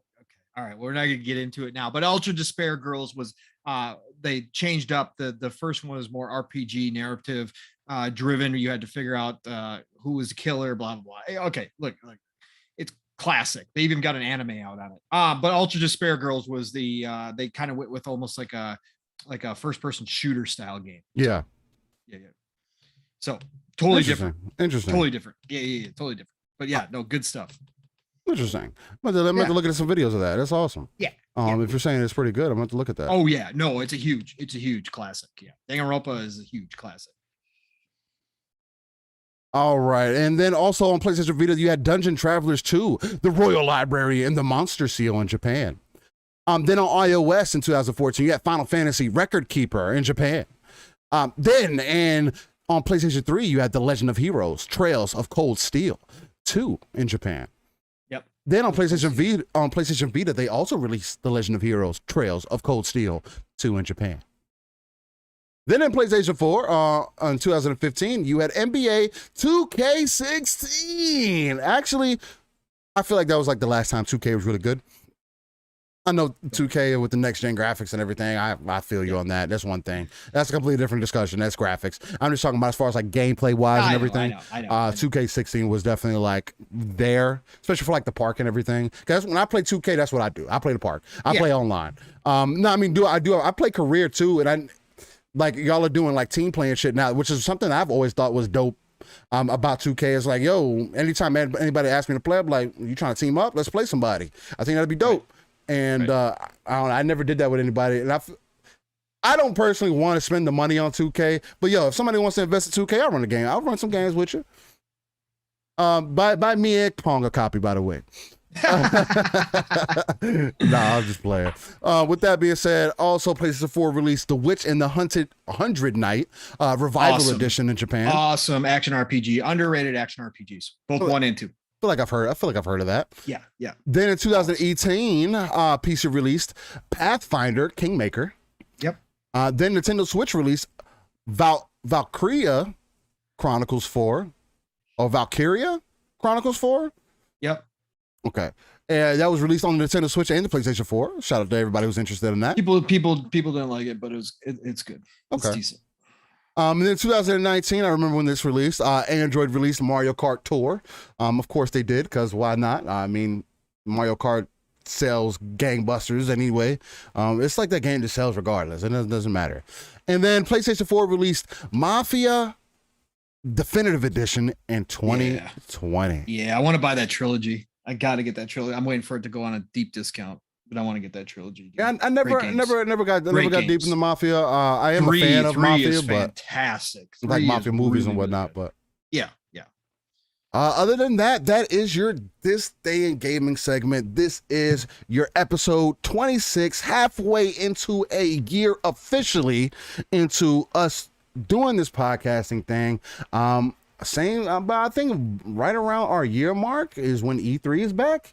So that's an interesting take. That'll be interesting. That's definitely going to be an interesting time. So exciting times. But nonetheless, man, I do want to appreciate everybody who comes and checks us out on a week by week basis. And is just interested in the energy that we bring, the vibe that we bring, the authenticity, the organic nature, the live, raw, uncut, things that we do here, man. I feel like that can't go understated.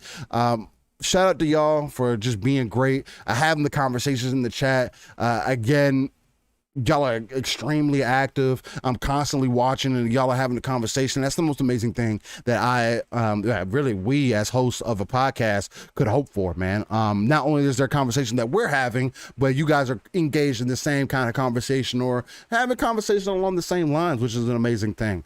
Now, again, me and Pong are trying to take this thing to the next level, man. So share us out, share it with a buddy, hit the like button, get it more along the, on the main pages and the mainstreams, and try to get that algorithm figured out so we can, get into more eyes, man. If you guys believe in what we do, we want more people to see that, we do the positive game and talk. We're just being natural. I'm not forcing the positive game talk. I care about gaming, man. It's about the bigger picture for me. It's not just about one console over the other console. Yeah, we could talk smoke and we could talk personal all day, but that's going to be a short conversation.